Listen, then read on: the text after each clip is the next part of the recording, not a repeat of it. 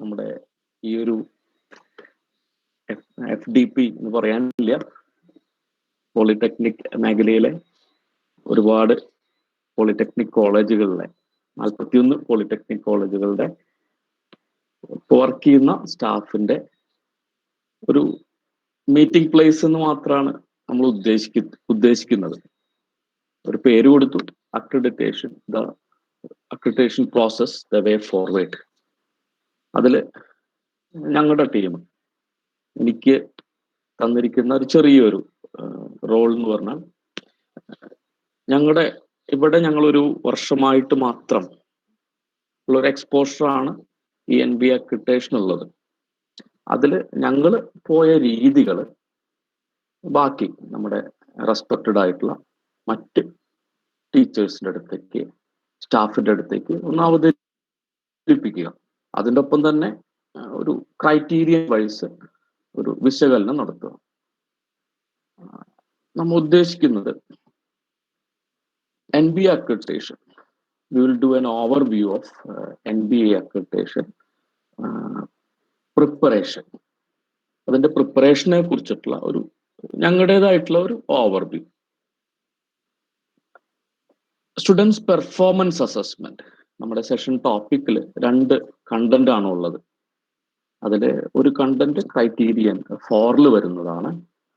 അത് ടോട്ടലി ഒരു അനലറ്റിക്കൽ ആയിട്ടുള്ള ഒരു രീതിയിൽ മാത്രമാണ് നമുക്ക് അതിനെ കുറിച്ച് ഡിസ്കസ് ചെയ്യേണ്ട കാര്യമുള്ളൂ. അത് ഒന്ന് റിവ്യൂ ചെയ്യാൻ മാത്രമാണ് ഞങ്ങളിതിൽ ഒന്ന് ഉദ്ദേശിച്ചിട്ടുള്ളൂ. സ്റ്റുഡൻറ് സപ്പോർട്ട് മെക്കാനിസം, ഒരു 3 വർഷത്തില് ഞങ്ങളുടെ കോളേജിൽ വിവിധ ഫാക്കൽറ്റി ചെറിയ ഡിഫറെൻ്റ് ആയിട്ടുള്ള രീതിയിലുള്ള കുറെ അറ്റംപ്റ്റുകൾ നടത്തിയിട്ടുണ്ടായിരുന്നു. അതിൽ സക്സസ്ഫുൾ ആയിട്ടുള്ള കുറച്ച് കാര്യങ്ങൾ, ഒരു പർവ്യൂ എന്ന് പറയുമ്പോൾ നമ്മുടെ റേഞ്ച് ഓഫ് എക്സ്പെരിമെന്റ് എന്നാണല്ലോ അതിന്റെ മീനിങ്. അപ്പൊ അതിനെക്കുറിച്ച് ആ ക്രൈറ്റീരിയൻ 8 ചേർത്ത് ഒരു മിനിമം സമയത്ത് എല്ലാ റെസ്പെക്റ്റഡ് ആയിട്ടുള്ള ടീച്ചേഴ്സിന്റെ മുന്നിലേക്കും അവതരിപ്പിക്കുക. ഈ 3 കാര്യങ്ങളാണ് നമ്മൾ ഉദ്ദേശിക്കുന്നത്. Why we need accreditation. അക്രഡിറ്റേഷന് ഇറങ്ങുമ്പോൾ അത് NBA ആവാം, NAC ആവാം. ഇപ്പോഴത്തെ ഒരു പരിതസ്ഥിതിയിൽ നമ്മൾക്കറിയാം, ഒരു നവംബർ ഡിസംബറിൽ ഒരുപാട് പേര് പറയുന്നുണ്ടായിരുന്നു, ഇനി കോഴ്സ് ഫയലൊക്കെ എടുത്തു വെച്ചോളൂ, ഇനി NBA അക്രഡിറ്റേഷൻ ഒന്നും ഉണ്ടാവില്ല. പല ആൾക്കാർക്കും പല വ്യൂ പോയിന്റുകളാണ്. ആദ്യം ഒരു സ്ഥാപനത്തിലെ അക്രഡിറ്റേഷൻ ആ പ്രോഗ്രാമിന് വേണമെങ്കിൽ അവിടുത്തെ ടീം, ആ ടീമിൽ ഓരോ പ്രോഗ്രാമിൻ്റെയും അക്രഡിറ്റേഷൻ ടീമിൽ എൻ്റെ ഒരു ചെറിയ എക്സ്പീരിയൻസ് വെച്ച് 2 ലീഡേഴ്സ് വേണം. ഒരാള് ഡോക്യുമെന്റേഷൻ പ്രൊസീജിയർ പ്രോംപ്റ്റ് ആയിട്ട് ലീഡ് ചെയ്യണം, വേറൊരാള് ആക്ടിവിറ്റീസ് ലീഡ് ചെയ്യണം. ഞങ്ങൾ പൊതുവെ ഞങ്ങളുടെ കോളേജിൽ ആ രീതിയിലാണ് മൂവ് ചെയ്തുകൊണ്ടിരിക്കുന്നത്. ഇതുവരെയുള്ള ഒരു 1 ഇയർ എക്സ്പീരിയൻസ് വെച്ച് എക്സ്പെർട്ട് ആയിട്ടുള്ള ആൾക്കാർ വളരെ യുണീക്കായ രീതിയാണെന്നാണ് പറയുന്നത്. ഞങ്ങളുടെ മെയിൻ കാര്യം, we had an elaborate discussions on why we need accreditation. രാഷ്ട്രീയപരമായ എല്ലാം പല പല പോയിന്റ് ഓഫ് വ്യൂ ഉണ്ടായിരിക്കുമല്ലോ, പല പോയിന്റ് ഓഫ് വ്യൂ ഉണ്ടായിരിക്കും. First, we should discuss on that. Why we need accreditation? Many reasons will be there for a definite matter. Maybe someone will say, in terms of future job prosperity of our products, our students in world market. അങ്ങനെ പറയാം. അല്ലെങ്കിൽ in order to uprise ourselves, in order to establish more facilities in our college, we need funds. In coming decade, after your national education policy is implemented, your funding is thoroughly going to be the institutions where programs are accredited. So in that perspective, you can go for accreditation.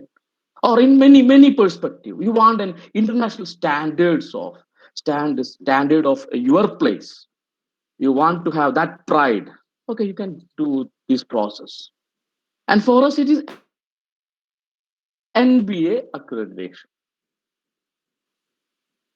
With all the experience in and around Kerala, For me, as a teacher to a lot of students from very normal background, for me, as a team member of a dedicated team of teachers and staff, my viewpoint is quite different. So I had to present that. Kerala model, it's a famous tagline. Kerala model. Starting with healthcare to social security, you can see everywhere we have got our designation. We have got a signature. In education, if you are seeing that in primary education, that tagline holds a famous stature. But what about the technical education, even higher education? And if you're observing the activities of the governments and allied agencies, we are sensing that all are into making a unique Kerala model of technical education. So this is our chance.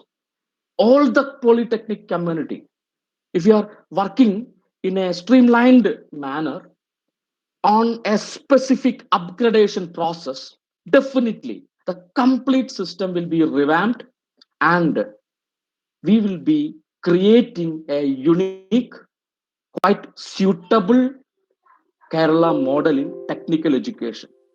So this drive, they are saying that from 2023, the polytechnics or programs having accreditation only will be having the admission permission. Maybe it may be extended due to COVID scenario, whatever be the reason.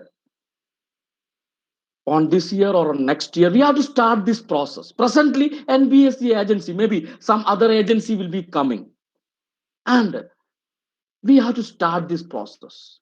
If you are doing this process in a widespread manner, then directly and indirectly, we are participating the revamping of our technical education, quite suitable to the stakeholder necessity. So, in my viewpoint, we have to do this for ourselves, for our state, for our students, for their parents, and for everyone. What is accreditation? I'm taking a line simply from the General Manual of Accreditation, paragraph 1.6. We are very smart, is it? Let us see the keywords only. We never mind the definition, but let us see the keywords. It's a formal recognition of the quality of an educational program by an external independent agency. To us, it is NBA presently, on the basis of impartial assessment on a well-defined criteria. So NBA will be assessing the quality of our educational program based on a well-defined criteria. They have defined a very systematic criterion of evaluation. Based on that, we will be submitting self-assessment report. നമ്മൾ നമ്മൾ എന്താണ്, നമ്മുടെ programme എന്താണ്, നമ്മുടെ institute എന്താണ്, നമ്മൾ അവരെ അറിയിക്കും. അവരത് വന്ന് പരിശോധിക്കും. ഇൻഡിപെൻഡന്റ് ആയിട്ട്, പെർഫെക്റ്റ് ആയിട്ട് പരിശോധിക്കും. അതിലവര് ഡിറ്റക്റ്റീവ് ഏജൻസികളുടെ തൊട്ട് നമ്മുടെ തന്നെയുള്ള സ്റ്റുഡൻസിന്റെ വരെ ഹെൽപ്പ് അവരതിലെടുക്കും. അപ്പോൾ ഇവിടെ ക്രൈറ്റീരിയ ഡിഫൈൻഡ് ആണ്. അപ്പൊ ഈ ക്രൈറ്റീരിയ മനസ്സിലാക്കിയാൽ നമുക്ക് ഇതിനോടുള്ള പ്രിപ്പറേഷൻ വളരെയധികം ഫ്രൂട്ട്ഫുൾ ആയിട്ട് ചെയ്യാൻ സാധിക്കും. ഈ ക്രൈറ്റീരിയയുടെ ഒരു ഓവർവ്യൂ ആണല്ലോ നമ്മുടെ ആദ്യത്തെ objective. Self assessment report criteria tier 2 government ഇൻസ്റ്റിറ്റ്യൂഷന് ടയർ 2 ആണ് അക്രഡിറ്റഡ് ഡോക്യുമെന്റേഷൻ പ്രൊസീജിയർ. നമ്മുടെ ഈ പ്രോഗ്രാമിൽ പ്രൈവറ്റ് ഇൻസ്റ്റിറ്റ്യൂട്ട്സ് ഉണ്ട്, അവർക്ക് ടയർ 1 ആണ്. ഡോക്യുമെന്റേഷൻ ഒരുപാട് സിമിലാരിറ്റി ഉണ്ട്, പക്ഷെ അതിന്റെ ക്രൈറ്റീരിയൻ ലിസ്റ്റിംഗിൽ ചെറിയൊരു വ്യത്യാസമുണ്ട്. ടയർ 2 കുറച്ചും കൂടി ഔട്ട്പുട്ട് ഓറിയന്റഡ് ആണ്. ഔട്ട്പുട്ടുകളെയാണ് കുറച്ചും കൂടി അവർ ഇമ്പോർട്ടൻസ് കൊടുത്തിരിക്കുന്നത്. ടയർ 1 കുറച്ചും കൂടി ഔട്ട്കമ്മിനെയാണ് ചെറുതായിട്ട് ഇമ്പോർട്ടൻസ് കൊടുത്തിരിക്കുന്നത് ഇപ്പോഴത്തെ അവൈലബിൾ മാനുവൽ അനുസരിച്ച്. I am talking about tier 2. We have got 7 program level criteria. in for each and every program level criteria, they have given some weightage. Total weightage is 1,000. So for each program level criteria, we all know program means the course which is conducted by one particular department. These seven criteria. Of that, the fourth criteria we will be discussing slightly in available time, and other criteria 4, 5, 6. Please note this 4, 5, 6. These are said to be the mandatory criteria. You have to be totally very good on this criteria 4, criteria 5, criteria 6. They will be extensively doing the perusal, doing the checking on criteria 4, criteria 5, and criteria 6. Of that, if you're seeing the total weightage, program level criteria 2 is having a higher weightage, and program level criteria 4 is having an equivalently high weightage. Apart from this, you have got two other criteria. Those are institutional level criteria. The recording, the documentation, the activity has to be done on an institute as a manner. Like we are going for accreditation of all five of our programs. So the program level criteria, the documentation activities, those are mostly done by each department for their specific program. In our present condition, our each department is having one program. All are having just 3 year diploma engineer problem. But as a whole, we can do these institutional criteria depending on a single team, because this is applicable to all. Out of that, student support system, maybe in marks it is having a lesser weightage, but you will see those are the inherently, those are the main elements, cream of this all accreditation preparation. If that is properly attended, uh, each team can have their own plans, their own methods you can do. But if that is enlightened, if that is energized, if proper student level systems are there, then it's amazing that your outputs will be perfect. Let us see the accreditation status. All of us know if you are getting about 750 mark, we'll be having 6 year full accreditation. It's a rare thing. For that, minimum 60% of each mandatory criteria is essential. And mostly, if you are seeing the list of accredited polytechnics, you will see that most are coming in a provisional accreditation of 3 years. They can apply for full accreditation, and they can, if they are solving some deficiency, they will be having the full chance to go for the full accreditation. For that, you have to score minimum 600. And if you are not scoring that value, then it's a difficult scenario. NBA website will list ourselves as a program with no accreditation. Anyway, in terms of marks, your criteria 4, it's having a great weightage. Criteria 2 is having a great weightage. Now, let us see what we have done in our college. We have a very different approach. We made a very different approach. Actually, if you're looking at the process, we can see that two types of processes are done by various institutes, even it is engineering college or our four of the premier polytechnics who have sincerely done this process. Either they have done the pre-qualifier, then done the SIR, and then they prepared the documents in line with the requirements of the SIR. That is one idea. Otherwise, they have few others are gone for in a process oriented way.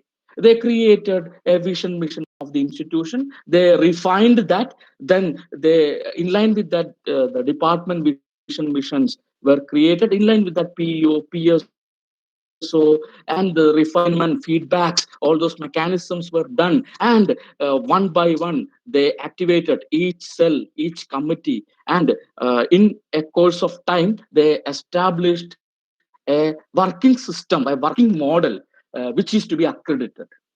And we here present a model from top of the hill. നമുക്ക് accreditation ഒന്ന് വേറെ രീതിയിൽ നോക്കുമ്പോൾ നമ്മൾ അതിന്റെ ഒരു കണ്ടൂല quality of the programme. നമ്മൾ പറയുന്ന കാര്യമാണ് അവര് ഇത് ശരിയാണോ എന്ന് അസസ് ചെയ്യാൻ വരിക. അത് ക്വാളിറ്റി ഉണ്ടാവുന്ന കാര്യമാണെങ്കിൽ അത് ശരിയായിട്ട് നമ്മൾ ചെയ്തിട്ടുണ്ടെങ്കിൽ നമുക്ക് അക്രഡിറ്റേഷൻ കിട്ടും. അതില് നമ്മൾ നോക്കേണ്ടത് ഇതാണ് അതിന്റെ ഒരു ബ്രിസ്ക് ആയിട്ടുള്ള ഒരു ക്രീം.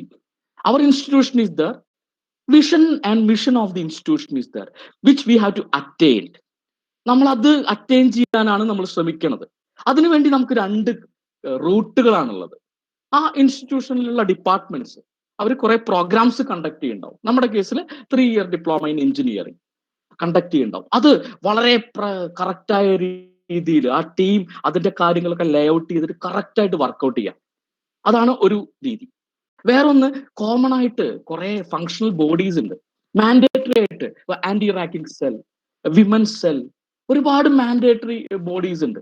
റിഡ്രസൽ സെൽ, AICTയുടെ ഇതില് വളരെ ക്ലിയർ ആയിട്ട് മാൻഡേറ്ററി ബോഡീസ് പറയുന്നുണ്ട്. അത് കോളേജിൽ ടോട്ടലാണ്.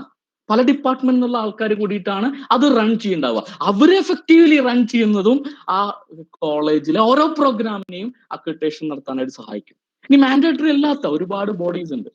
IEDC പോലെ, ഭൂമിത്ര ക്ലബ് പോലെ ഒരുപാട് ബോഡീസ് ഉണ്ട്. അപ്പൊ നമ്മുടെ കോളേജിന്, നമ്മുടെ പ്രോഗ്രാമിന് എന്ത് വേണോ ആ രീതിയിലുള്ള ഒരു സ്ട്രക്ചർ അവിടെ നിങ്ങൾ കൊണ്ടുവരണം.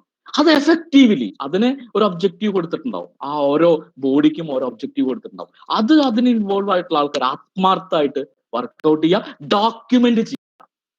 ഇതാണ് ഞങ്ങളുടെ ഒരു വ്യൂ പോയിന്റിലുള്ള അക്രഡിറ്റേഷൻ പ്രോസസ്. ഈ ഒരു രീതിയിലാണ് ഞങ്ങൾ വർക്ക് ചെയ്തത്.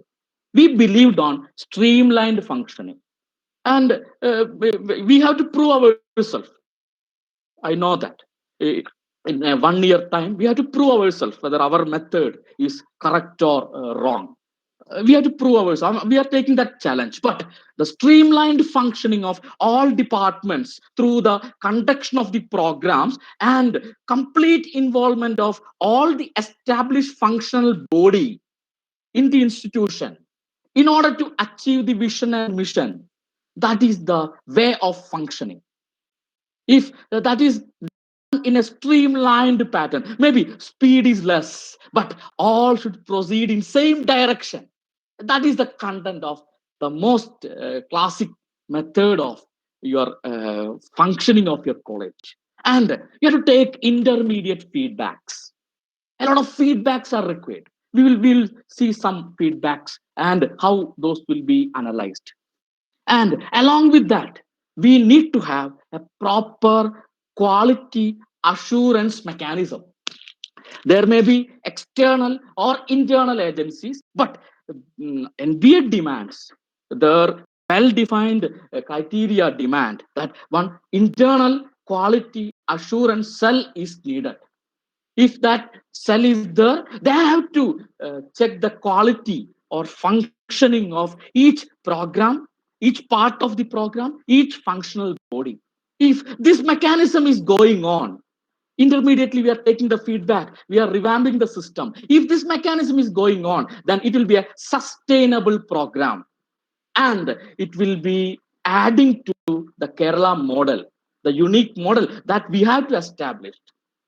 And I'm just giving the idea of IQAC that we have constituted, because for the constitution of IQAC we have done elaborate research around various institutions of Kerala, in person, directly or indirectly. A lot of persons in our team were involved in this. And to me, if you want to have the best takeaway from our institutions to this program, then it will be the constitution of IQAC. This IQAC will be having 4 teams. In each and every team, a constituent will be different. In some team, there will be internal, external participants. PTA members can be there. Someone from BOG can be there. So those constitutions will be different. We will be fixing it for ourselves. The frequency of inspection also is different. Like exam monitoring cell is there, which is having participants from every program. Every college it will be there. But all the internal exam for that cell will be accepting the vetted question paper from the HOD. Those question papers only will be used for the internal examination. It's a very simple one, but this give you a lot of weightage in your internal examination. The similar with the external examination. Teaching learning process. This will be having various different frequency. Like for the teaching learning process, our IQS is having two inspections in a year. But for faculty development and all those things, there will be only one inspection, one quality auditing done in a year. So NBA will be seeing this, how you are functioning. Are you inspecting, ensuring the quality by yourself? If that system is sustainable, you are getting the point. A sustainable system, which is having quality, which is required in view of the stakeholder perspective. If you are maintaining that system, and if you are revamping that system based on the feedback, it's a sustainable system. And ultimately, if you are talking to a lot of senior person involved this NBA accreditation inspection, ultimately, if you are taking the cream point, then this is the content. You need to establish a sustainable system in our college, in our place, in our program. It may be challenging from a government perspective, government institute perspective, transfer. Yeah, everything is there, but we have to create it in our own way. Okay, so that is the first part of our one. And if you have any immediate questions, I would like to have the discussion based on those questions. Anida, madam?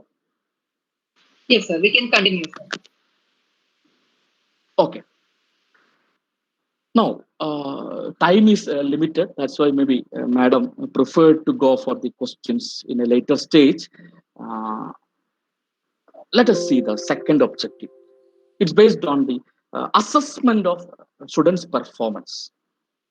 So, if anyone, I have to give you this point. 30 percentage of persons attending this FTP are senior faculties, HODs, who are having elaborate exposure to the NBA accreditation preparation. For them, our FDP is just a refreshment. Maybe here and there they'll be getting some point, or here and there they can give us some points. But 30 percentage, like me, are new into the system, but having some exposure. But we done a basic feedback and we found that 40 percentage of our participants are having exposure for the first time to the process. Maybe they know vision, mission, course file, but they don't know the total picture. So for them, I'm presenting a quantitative aspect. Criteria of there will be a team to do this one in your department for the particular program. You have to maintain 10 files on minimum. The criteria 4 is subdivided into 7 different sub criteria. For that, you have to maintain 10 files. In each of these 10 files, you need to document the things in a proper manner. That's it. If you present in SIR, you will be stating this side we have this much details, we have done those kind of activities, and they will be coming here and checking the document. They have given us the idea in what way they will be checking it, whether all the documents will be checked or the sample will be checked. For an example, for the 40 percentage of the our distinguished participants who are having the first experience on this criterion or SIR, we are giving this idea. First sub criteria is enrollment ratio. You have a sanctioned intake in first year. Mostly it will be 60. If you have 90 percentage of that 60 coming and joining for the first year, then you will be getting 20 marks. For that, you have to maintain a file. You can name the file 4.1. Various file systems are there. And I think the efficient file system that we can follow will be presented by our respected Chandraganta madam on tomorrow's session. Anyway, 4.1, one file has to be maintained.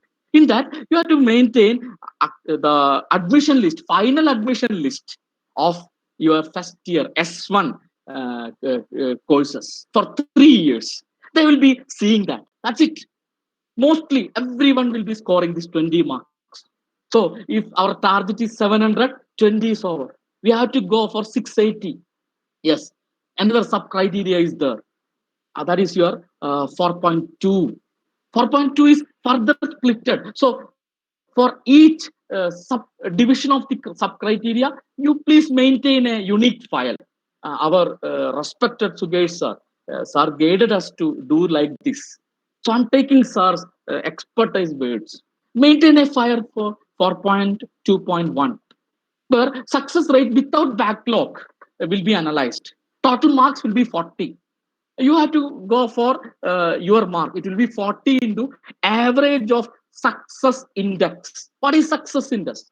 If you are taking total admission to that particular batch, maybe first year total 60, second year no, lateral entry is the plus 6, 66 will be the total permitted admissions. Maybe 66 may have joined, or maybe 58 would have joined. On these two ways, you take that to be in denominator. On numerator, you will take a value. How many of our students have cleared all the semesters without any F grade in any course? ഒരു കോഴ്സിലും F grade വാങ്ങാതെ last പാസ്സായ ആൾക്കാരുടെ എണ്ണമാണ് number without backlog. ഈ value ആണ് SI. 3 ബാച്ചിന് വേണ്ടിയിട്ട്, 3 നമ്മുടെ assessment ഇയറിന് തൊട്ടുള്ള 3 ബാച്ചിന് വേണ്ടിയിട്ടുള്ള ഈ വാല്യൂ കാൽക്കുലേറ്റ് ചെയ്യുക, അതിന്റെ ആവറേജ് എടുക്കുക. അതാണ് ആവറേജ് SI. അതിനെ ഇൻറ്റു 40 ചെയ്താൽ നമ്മുടെ മാർക്കാവും. ഇനി സക്സസ് റേറ്റ് വിത്ത് ബാക്ക്ലോഗ്, ഇതന്നെ ന്യൂമറേറ്റർ മാറി നമ്പർ വിത്ത് ബാക്ക്ലോഗ് ആവും. അപ്പൊ പൊതുവെ നമുക്ക് അത്യാവശ്യം നമ്മുടെ സ്കോപ്പ് ഇതാണ്. ഈവൻ ആരെങ്കിലുമൊക്കെ ഫെയിൽ ആവുകയാണെങ്കിലും അവരെ ഒന്ന് നമ്മളൊന്ന് റെഡിയാക്കി കൊണ്ടുവന്നാൽ അവിടെയാണ് സ്റ്റുഡൻറ് സപ്പോർട്ട് മെക്കാനിസം. നമ്മുടെ സ്റ്റുഡൻസ് വളരെ സ്കിൽഫുൾ ആണ്, അതിലൊരു സംശയമില്ല. പക്ഷെ അവര് പ്രോപ്പർലി ഗൈഡഡ് ആണോ, അവര് പ്രോപ്പർലി മോട്ടിവേറ്റഡ് ആണോ എന്നുള്ളതിൽ മാത്രമേ സംശയമുള്ളൂ. നമ്മുടെ മെത്തേഡ്സ് വൺ ഡയമെൻഷനിൽ ആണെങ്കിൽ അതിൽ കുറെ ആൾക്കാർക്ക് ആ മെത്തേഡ്സ് കൊണ്ട് വലിയ ഗുണം ഉണ്ടാവില്ല.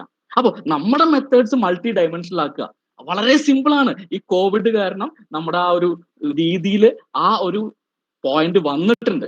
അതുകൊണ്ട് തന്നെ നമുക്ക് ഒരുപാട് പേര് ബാക്ക്ലോഗ് വന്നാൽ കൂടി സക്സസ് ആക്കാം. നമുക്ക് ഈ ഇതിൽ നല്ല സ്കോർ വാങ്ങാം. Next thing 4.2, 4.3, 4.4, 4.5. ഇത് ഓരോ വർഷത്തിൽ നമുക്ക് നോക്കൂട്ടോ. അവർ പറയുന്നുണ്ട് you can compile this detail for a semester or year. നമ്മുടെ ഈ സെഷൻ കഴിഞ്ഞാൽ നമ്മൾ കുറച്ച് റെലവെന്റ് ആയിട്ടുള്ള NBS ആയിട്ടുള്ള ഡോക്യുമെന്റ്സ് നമ്മൾ ഷെയർ ചെയ്യും. അത് നിങ്ങൾക്ക് എല്ലാം ഉണ്ടാവും കേട്ടോ, എന്റെ ആവശ്യമൊന്നും ഇല്ല. എന്നാലും ജസ്റ്റ് ഒന്ന് പറഞ്ഞു പോവാം. നമ്മുടെ ഒരു 40% പാർട്ടിസിപ്പന്റിന് വേണ്ടിയിട്ട് ഫസ്റ്റ് ഇയർ നിങ്ങൾ കംപ്ലീറ്റ് ചെയ്താൽ മതി. S1 ബാക്ക്ലോഗുള്ള കുട്ടീനെ നിങ്ങൾ സ്കോളർ സപ്പോർട്ട് കൊടുത്ത് പാസ്സാക്കാൻ സാധിച്ചാൽ നമ്മൾ ഒരു ഫസ്റ്റ് ഇയർ വെച്ചിട്ടുള്ള ഒരു വാല്യൂ കൊടുത്താൽ മതി. ആ ഫസ്റ്റ് ഇയർ കോഴ്സ് എല്ലാവരും പാസ്സായിട്ടുണ്ടെങ്കിൽ അവരുടെ എല്ലാവരുടെയും പാസ്സായ ആൾക്കാരുടെ മീൻ CGPA എടുക്കുക. അതിനെ P/N കൊണ്ട് മൾട്ടിപ്ലൈ ചെയ്യാം. P എന്ന് പറഞ്ഞാൽ എത്ര പേര് പാസ്സായിട്ടുണ്ട്, എന്ന് പറഞ്ഞാൽ നമ്മുടെ total number of attendees of the exam. Total number of attendees. അതിൻ്റെ ഇടയ്ക്ക് ഡ്രോപ്പ് ഔട്ട്സ് ആയിട്ടുണ്ട്, എക്സാം അപ്ലൈ ചെയ്തു, പക്ഷെ എന്തോ കാരണത്താല് അവർക്ക് ഒരു മേ ബി അറ്റൻഡൻസ് ഷോർട്ടേജ് കാരണം അവർ ഔട്ടായി. ഓക്കെ, നിങ്ങൾ അറ്റൻഡ് കൊടുത്താൽ മതി. അതൊക്കെ കെയർഫുള്ളി നിങ്ങൾ ഒരു ഇയറിന് വേണ്ടി പ്രിപ്പയർ ചെയ്യാം. സെമസ്റ്ററിന് വേണ്ടി പ്രിപ്പയർ ചെയ്യുന്നതിനെക്കാട്ടിലും അഡ്വാൻറ്റേജ് ഉണ്ട്. അവിടെയാണ് നമ്മുടെ സ്കോളർ സപ്പോർട്ടിന്റെ റോള്. 25 നല്ല മാർക്ക് സ്കോർ ചെയ്യാം. ഏറ്റവും വെയിറ്റേജ് നിങ്ങൾ നോക്കിക്കോളൂ, ഫസ്റ്റ് ഇയർ പെർഫോമൻസിനാണ്. If you are looking at the bottom, the weightage of the performance, academic performance in first year, second year, third year is having the ratio 5:4:3. If you are looking at the equations given by us, you will see that if you have better grades scored by few students, then your API, academic performance index, will be good. Less F grades also help us, but we have to concentrate more on creating better grades. അതുകൊണ്ടാണ് NBL എന്നെ പല സ്ഥലത്തും ഇവാലുവേഷനിൽ പറഞ്ഞിട്ടുണ്ടാവും, എന്താണ്, നിങ്ങൾ കുറച്ച് back വരുന്ന സ്റ്റുഡൻസിനെ support ചെയ്യാൻ എന്താണ് ചെയ്തത്, ആ ഡോക്യുമെന്റ് കാണിക്കൂ. നിങ്ങൾ നല്ല ബ്രൈറ്റ് സ്റ്റുഡൻസിനെ സപ്പോർട്ട് ചെയ്താൽ എന്താണ് പറഞ്ഞത്? നമ്മൾ ആരെയും മാറ്റി നിർത്താൻ പാടില്ല. അതൊരു അധ്യാപകൻ എന്നുള്ളതിൽ ശരിയാണ്. പക്ഷെ NBA ഉള്ളിൽ ആ ഒരു പോയിന്റ് ഉണ്ട്. ബ്രൈറ്റ് സ്റ്റുഡൻസിനെ കൂടുതൽ സപ്പോർട്ട് ചെയ്യുക, കുറച്ച് ബാക്ക് ആയി നിൽക്കുന്ന കുറച്ച് സ്ലോ ആയ സ്റ്റുഡൻസിനെ സപ്പോർട്ട് ചെയ്യുക. അങ്ങനെയാണ് നമ്മുടെ API ഇംപ്രൂവ് ചെയ്യുക. ആ API അങ്ങനെ ഓരോ വർഷത്തിന്റെയും പെർഫോമൻസിന് നമുക്ക് കൊടുക്കാം. Then next is placement, higher studies and entrepreneurship. ആ ഇക്വേഷൻ നോക്കിക്കോളൂ. ടോട്ടൽ മാർക്ക് മാക്സിമം 40 ആണ്. അതില് ഒരു വളരെ ക്യൂരിയസ് ആയിട്ടുള്ള ഒരു ആസ്പെക്ട് എന്താണെന്ന് വെച്ചാൽ, നമ്മുടെ പ്ലേസ്മെന്റ് എക്സ് എന്ന് പറഞ്ഞാൽ പ്ലേസ്മെന്റ് വാല്യൂ ആണ്. പ്ലേസ്മെന്റ് വാല്യൂ, പ്ലേസ്മെന്റ് എന്ന് പറഞ്ഞാൽ ഓൺ ക്യാമ്പസ് ആവാം, ഓഫ് ക്യാമ്പസ് ആവാം, ഗവൺമെന്റ് സെക്ടറിലാവാം, അല്ലെങ്കിൽ പ്രൈവറ്റ് സെക്ടറിലാവാം. ഈ പ്ലേസ്മെന്റില് നമുക്ക് എക്സ് ആണ് നമ്മുടെ ഒരു ബാച്ചിലെ ഫൈനൽ ഇയർ ബാച്ചിലെ പ്ലേസ്മെന്റ് എന്ന് വെച്ചോളൂ. ഈ എക്സിനുള്ള വെയിറ്റേജ് 1.25 ആണ്. അപ്പൊ നിങ്ങളുടെ 20 പേര് പ്ലേസ്മെന്റ് വാങ്ങിയിട്ടുണ്ടെങ്കിൽ 5 പേര് അവിടെ ബാക്ക്ലോഗ് വന്ന് കോഴ്സ് കംപ്ലീറ്റ് ചെയ്തിട്ടില്ലെങ്കിലും നിങ്ങളുടെ ടോട്ടൽ മാർക്കില് വ്യത്യാസം ഉണ്ടാവില്ല. അവർ പ്ലേസ്മെന്റിന് കുറച്ച് എക്സ്ട്രാ ക്വസ്റ്റ്യൻ കൊടുത്തു. Why? Number of students admitted to higher studies. Z, number of entrepreneurship in the respective engineering field. വേറൊരു കട തുടങ്ങിയിട്ട് കാര്യമില്ല, എഞ്ചിനീയറിംഗ് ഫീൽഡ് ആവണം. അത് ഈവൻ ഒരു പർട്ടിക്കുലർ ഒരു ഇലക്ട്രോണിക്സ് ബേസിലുള്ള ഒരാള് മേ ബി ഒരു മെക്കാട്രോണിക്സ് രീതിയിൽ ചെയ്താലും കുഴപ്പമൊന്നുമില്ല. അതൊക്കെ നമുക്ക് ഡോക്യുമെന്റിൽ കാണിക്കാം. ഇതിന്റെ ഡോക്യുമെന്ററി എവിഡൻസ് എന്താണ്? At least for 1 year they will take out. നമ്മുടെ ഇതിന്റെ 4.5 A ഉണ്ടാവും, B ഉണ്ടാവും, C ഉണ്ടാവും. അല്ലെങ്കിൽ ഒരു ഫയലിൽ 3 പാർട്ട് ഉണ്ടാവും. ഒരു പാർട്ട് മാത്രമാണ് അവർ ചെക്ക് ചെയ്യുള്ളൂ. ഇതില് പ്രോപ്പർ ഡോക്യുമെന്റേഷൻ വേണം. പ്ലേസ്മെന്റിന്റെ കേസിൽ നമ്മൾ ഷെയർ ചെയ്യാം, വളരെ സിമ്പിൾ ആയിട്ടുള്ള ഡീറ്റെയിൽസ് ആണ്. അതിൽ കമ്പനി നെയിം, നിങ്ങൾ ആ കമ്പനിയുടെ ID കാർഡ് ഒക്കെ സേവ് ചെയ്ത് വെക്കണം. അതൊക്കെ നിങ്ങളുടെ ഡോക്യുമെന്റിൽ ഉള്ളപ്പോൾ അതിന്റെ വാലിഡിറ്റി അവർ ജസ്റ്റ് നോക്കുമ്പോൾ തന്നെ അതിന്റെ വാലിഡിറ്റി അവർക്ക് മനസ്സിലാവും, വിട്ടുകളയും. നമ്മുടെ സ്റ്റുഡൻസ് ജോയിൻ ചെയ്തിട്ടുണ്ട്, എഞ്ചിനീയറിംഗ് കോളേജിൽ ജോയിൻ ചെയ്തിട്ടുണ്ട്. അത് ത്രൂ ലെറ്റ് ആവാം, വേറെ കോട്ടയായിരിക്കാം. അവരുടെ അഡ്മിഷൻ കാർഡിന്റെയോ അല്ലെങ്കിൽ ID കാർഡിന്റെയോ കോപ്പിയാണ് നമ്മൾ വെക്കേണ്ടത്. ഓണ്ടർപ്രണർഷിപ്പ് ആണെങ്കിൽ അതിന്റെ സർട്ടിഫിക്കറ്റ്സ്, ഇത് നമ്മൾ കീപ്പ് ചെയ്യണം. 1 വർഷത്തെ മാത്രമാണ് അവർ ചെക്ക് ചെയ്യുള്ളൂ. Next is your criterion, sub criteria 4.71, 4.72, 4.73. ഇത് സെൽഫ് എക്സ്പ്ലനേറ്ററി ആണ്. അവൈലബിലിറ്റി ഓഫ് പ്രൊഫഷണൽ സൊസൈറ്റി അത് ഉണ്ട്. അവര് റെലവെന്റ് ആയിട്ടുള്ള കുറച്ച് ആക്ടിവിറ്റി ചെയ്തിട്ടുണ്ടെങ്കിൽ 5 marks. സെൽഫ് എക്സ്പ്ലനേറ്ററി ഡോക്യുമെന്റ് മാത്രമേ വേണ്ടൂ. ആ ഫയലില് അവർക്ക് നോക്കുമ്പോൾ കറക്റ്റ് ആയിട്ട് എന്തൊക്കെയാണ് അതുവരെ ചെയ്തിട്ടുള്ള ഏതൊക്കെ ബോഡീസ് അവിടെ ഉണ്ട്, ഓരോ ബോഡിയും എന്തൊക്കെ ആക്ടിവിറ്റി ചെയ്തിട്ടുണ്ട്, ജസ്റ്റ് അവരൊന്ന് വെരിഫൈ ചെയ്യുള്ളൂ. ഇനി നമ്മളെ സംബന്ധിച്ച് നമ്മുടെ ഒരു ഭാഗ്യം അല്ലെങ്കിൽ നിർഭാഗ്യം, എല്ലാം ഓൺലൈൻ വെരിഫിക്കേഷൻ ആവാൻ പോവാണ്. ഒരു വലിയൊരു പങ്ക് വെരിഫിക്കേഷൻ ഇനി ഓൺലൈൻ ആവും. അപ്പൊ ഒരു പക്ഷേ നമ്മുടെ ഡോക്യുമെന്റ്സ് മുഴുവൻ സബ്മിറ്റ് ചെയ്യേണ്ടതായിട്ട് വരും. അപ്പൊ അവർ അതിൽ ഏതെങ്കിലും ഒന്ന് റാൻഡ് ആയിട്ട് എടുക്കാനാണ് ചാൻസ് ഉള്ളത്. ഇതേപോലെ തന്നെയാണ് publication of technical magazines, news letters. നമ്മളൊരു ഗ്രൂപ്പ് സ്റ്റുഡൻസിനെ അവിടെ ഒന്ന് റെഡിയാക്കി ഒരു ഫാക്കൽറ്റി ജസ്റ്റ് ഒന്ന് ഗൈഡ് ചെയ്താൽ അവർ നല്ല ന്യൂസ് ലെറ്റർ ഓരോ സെമസ്റ്ററിന് ഇറക്കും. ഓരോ സെമസ്റ്ററിന് ഒരു ന്യൂസ് ലെറ്റർ ഇറക്കുക, അത് പ്രോപ്പർ ആയിട്ട് അവിടെ ഫയൽ ചെയ്യുക. അതിലെ സ്റ്റുഡന്റ് എഡിറ്റേഴ്സ് ആരാണ്, അതിലത്തെ സ്റ്റാഫ് അഡ്വൈസർ ആരാണ്, ഇതൊക്കെ പ്രോപ്പർലി ഡോക്യുമെന്റ് ചെയ്യാം. ഒരു വർഷത്തിന്റെ അവസാനം ഒരു ടെക്നിക്കൽ മാഗസിൻ ആ ഒരു ഡിപ്പാർട്ട്മെന്റ് ഇറക്കുക. ഇതിനൊക്കെ ചെറിയ മാർക്കാണ്, പക്ഷെ ഇതൊക്കെ വളരെ സിമ്പിൾ ആയിട്ട് നമുക്ക് കൊണ്ടുവരാൻ പറ്റും. നമ്മുടെ സ്റ്റുഡൻസ് ഒരുപാട് പേര് ഇന്റർ ഇൻസ്റ്റിറ്റ്യൂട്ട്, സ്റ്റേറ്റ്, നാഷണൽ ഇവന്റ്സിൽ പങ്കെടുക്കുന്നുണ്ട്. നമ്മൾ കുറെ ഇവന്റ്സ് നടത്തേണ്ട നെസസിറ്റി അവിടെയാണ് കാണിക്കേണ്ടത്. നമ്മുടെ സ്റ്റുഡൻസ് ആക്റ്റീവ് ആവും, അവർക്ക് ആ എക്സ്പോഷർ കിട്ടും. അത് മാത്രമല്ല, നമ്മുടെ പ്രോഗ്രാം അക്രഡിറ്റേഷൻ ആവാനായിട്ട് വളരെ സിമ്പിൾ ആയിട്ടുള്ള ഒരു ഹെൽപ്പ് അവിടുന്ന് കിട്ടും. That is the content of our criterions for. Again, I request all the respected participants, if you have any questions, just highlight the questions to me on these things. I think in the chat box, nobody has given any question. Okay. So I think we'll be continuing and we have the question towards the end. Okay, madam.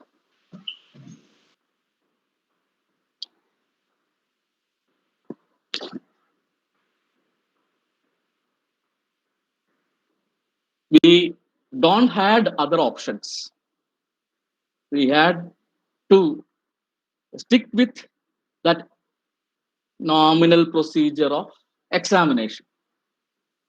If someone is having the idea to write the concepts of that written knowledge is there, or some visualization is there, they will get ahead. The person having cognitive abilities, they will not be getting such good grades. Maybe outcome-based education give us a different route. And maybe whatever be the deficiencies, we have to see the positives when new syllabus will be published. A lot of space is there for the teacher. Teacher has to take that responsibility. That's a nominal matter. And I'm very sure a proper method of detailed inspection will be there in order to ensure that each teacher take the responsibility of giving the students in varied way.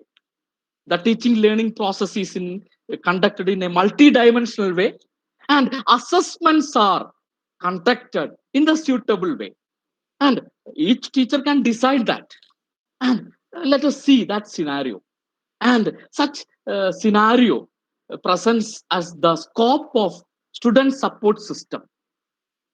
Files 5 ഫയലേ വേണ്ടു, mark 50 മാർക്കേ ഉള്ളൂ. ഇതാണ് അതിന്റെ ഒരു quantitative ആയിട്ടുള്ള കാര്യം. 10 മാർക്കേ ഉള്ളൂ mentoring system. അപ്പോൾ ഞാൻ നോക്കിയപ്പോൾ ഞാനൊരു 2 കേസ് സ്റ്റഡിയാണ് ഇത് പറയാൻ ആഗ്രഹിച്ചത്. ഒന്ന് നമ്മുടെ SSM പോളിടെക്നിക് തിരൂർ. ഞാൻ ഒബ്സർവ് ചെയ്തതിൽ ഏറ്റവും നല്ല മെന്ററിങ് സിസ്റ്റം അവിടെയാണ് നടക്കുന്നത്.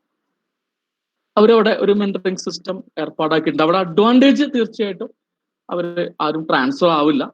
അപ്പൊ ആ കുട്ടികളായിട്ട് ഒരുപാട് കാലത്തേക്ക് ടച്ച് ഉണ്ടാവും. നമുക്ക് കാണാം അവരുടെയൊക്കെ അലുമിനി എന്ത് സ്ട്രോങ് ആണെന്നറിയാം. എല്ലാ ആക്ടിവിറ്റിയിലും അലുമിനി ഫുൾ ഫ്ലെഡ്ജ് സപ്പോർട്ടാണ്. കാരണം ആ അധ്യാപകര് അനധ്യാപകര് കുട്ടികളായിട്ട് നല്ല റിലേഷൻ മെയിൻറ്റെയിൻ ചെയ്യുന്നുണ്ട്. വേറൊരു ഞങ്ങളുടെ ഒരു എക്സ്പീരിയൻസും നമ്മൾ പറയാൻ ആഗ്രഹിക്കുന്നുണ്ട്. Anyway you need to have a mentoring system. ഇതൊക്കെ നമുക്ക് അഡീഷണലി പണി തരികയാണോ ഒരു ടീച്ചർ എന്നുള്ള ലെവൽ? അല്ല, നമുക്ക് പ്ലഷർ തരികയാണ്. ഒരു ടീച്ചർ എന്നുള്ള ലെവലിലുള്ള ആ സാറ്റിസ്ഫാക്ഷൻ കൂട്ടുന്ന കാര്യമാണ്. നമ്മുടെ അടുത്തുള്ള 10 സ്റ്റുഡൻസ്, ഞാനൊരു മെന്ററാണ്, എനിക്കൊരു 10 സ്റ്റുഡൻസ് ആണ്. ഞാൻ അവരെ പലപ്പോഴൊക്കെ ഒബ്സർവ് ചെയ്യണം, അവരോട് സംസാരിക്കണം. ഒരുപക്ഷെ ഞാനായിരിക്കും അവർക്ക് പല കാര്യങ്ങളും പറഞ്ഞു കൊടുക്കാനും കാണിച്ചു കൊടുക്കാനുള്ള ഏറ്റവും വലിയ സോഴ്സ്.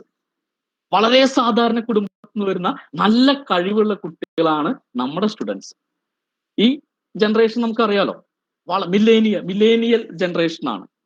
ഈ മില്ലേനിയൽസ് ആണ് ഇതുവരെ ക്ലോൺ ബേസ്ഡ് സ്റ്റഡി വെച്ചിട്ട് ഏറ്റവും മൾട്ടി ഡയമെൻഷണൽ സ്കില്ലുള്ള ജനറേഷൻ എന്നാണ് പറയുന്നത്.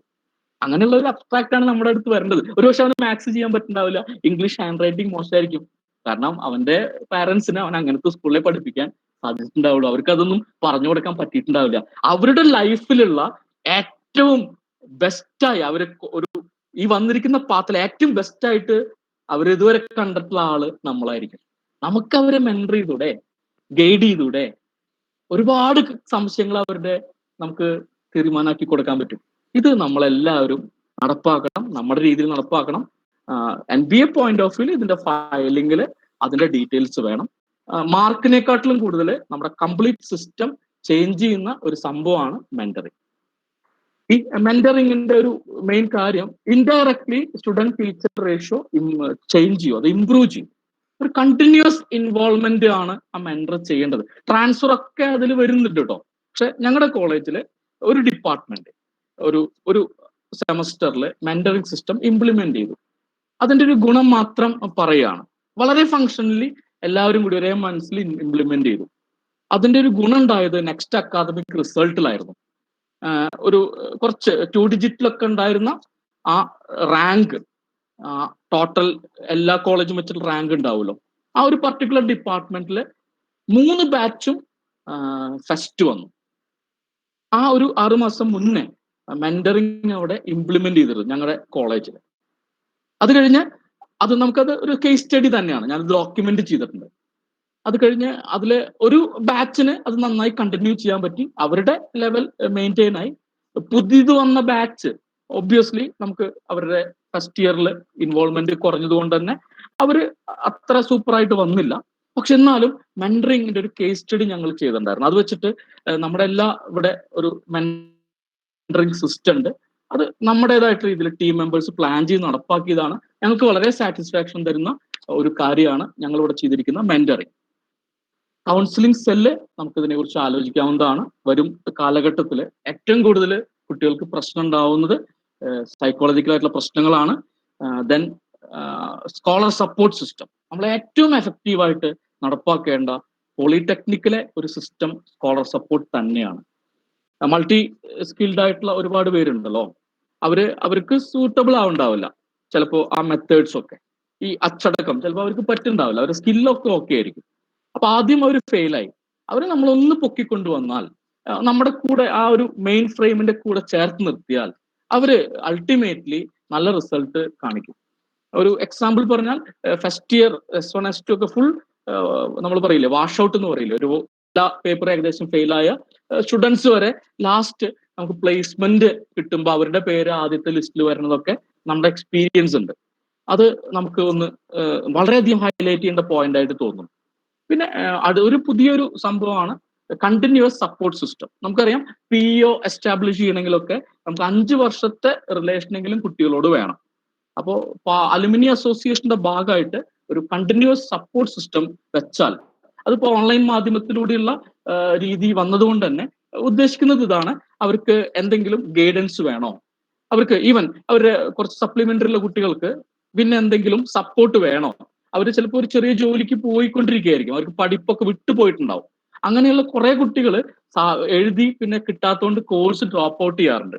അപ്പൊ അവർക്കൊക്കെ ഒരു പക്ഷേ നമ്മൾ കൊടുക്കുന്ന ഒരു മെറ്റീരിയലോ ഏതെങ്കിലും ഒരു റിവിഷൻ ക്ലാസ്സോ മതിയായിരിക്കും അവരെ നമ്മുടെ ആ ഒരു ഡിപ്ലോമ സ്റ്റുഡന്റ് എന്നുള്ള ഡിപ്ലോമ ഗ്രാജുവേറ്റ് ലെവലിലേക്ക് എത്തിക്കാനായിട്ട്. അപ്പൊ ഇത് നമ്മളൊന്ന് പരീക്ഷിക്കാവുന്നതാണ്. നമ്മുടെ ഇവിടെ ഒരു 2 പോളിടെക്നിക്കൽ ഈ സിസ്റ്റം ഇംപ്ലിമെന്റഡ് ആയിട്ട് പറഞ്ഞു കേട്ടിരുന്നു. ഇത് നമുക്ക് നമ്മുടെ ഒരു വ്യൂ പോയിന്റിൽ സജസ്റ്റ് ചെയ്യുന്ന ഒരു സപ്പോർട്ട് സിസ്റ്റം ആണ്. നമ്മുടെ ചർച്ചയ്ക്ക് വെക്കുകയാണ് കേട്ടോ ഇതൊക്കെ. ദെൻ സ്റ്റുഡന്റ് സപ്പോർട്ട് സിസ്റ്റത്തിലെ നെക്സ്റ്റ് എലമെന്റ് എന്ന് പറഞ്ഞാൽ ഫീഡ്ബാക്ക് അനാലിസിസ് ആണ്. നിങ്ങൾക്ക് പല മെത്തേഡുകൾ യൂസ് ചെയ്യാം, അതിനെ റെക്കോർഡ് ചെയ്യാം.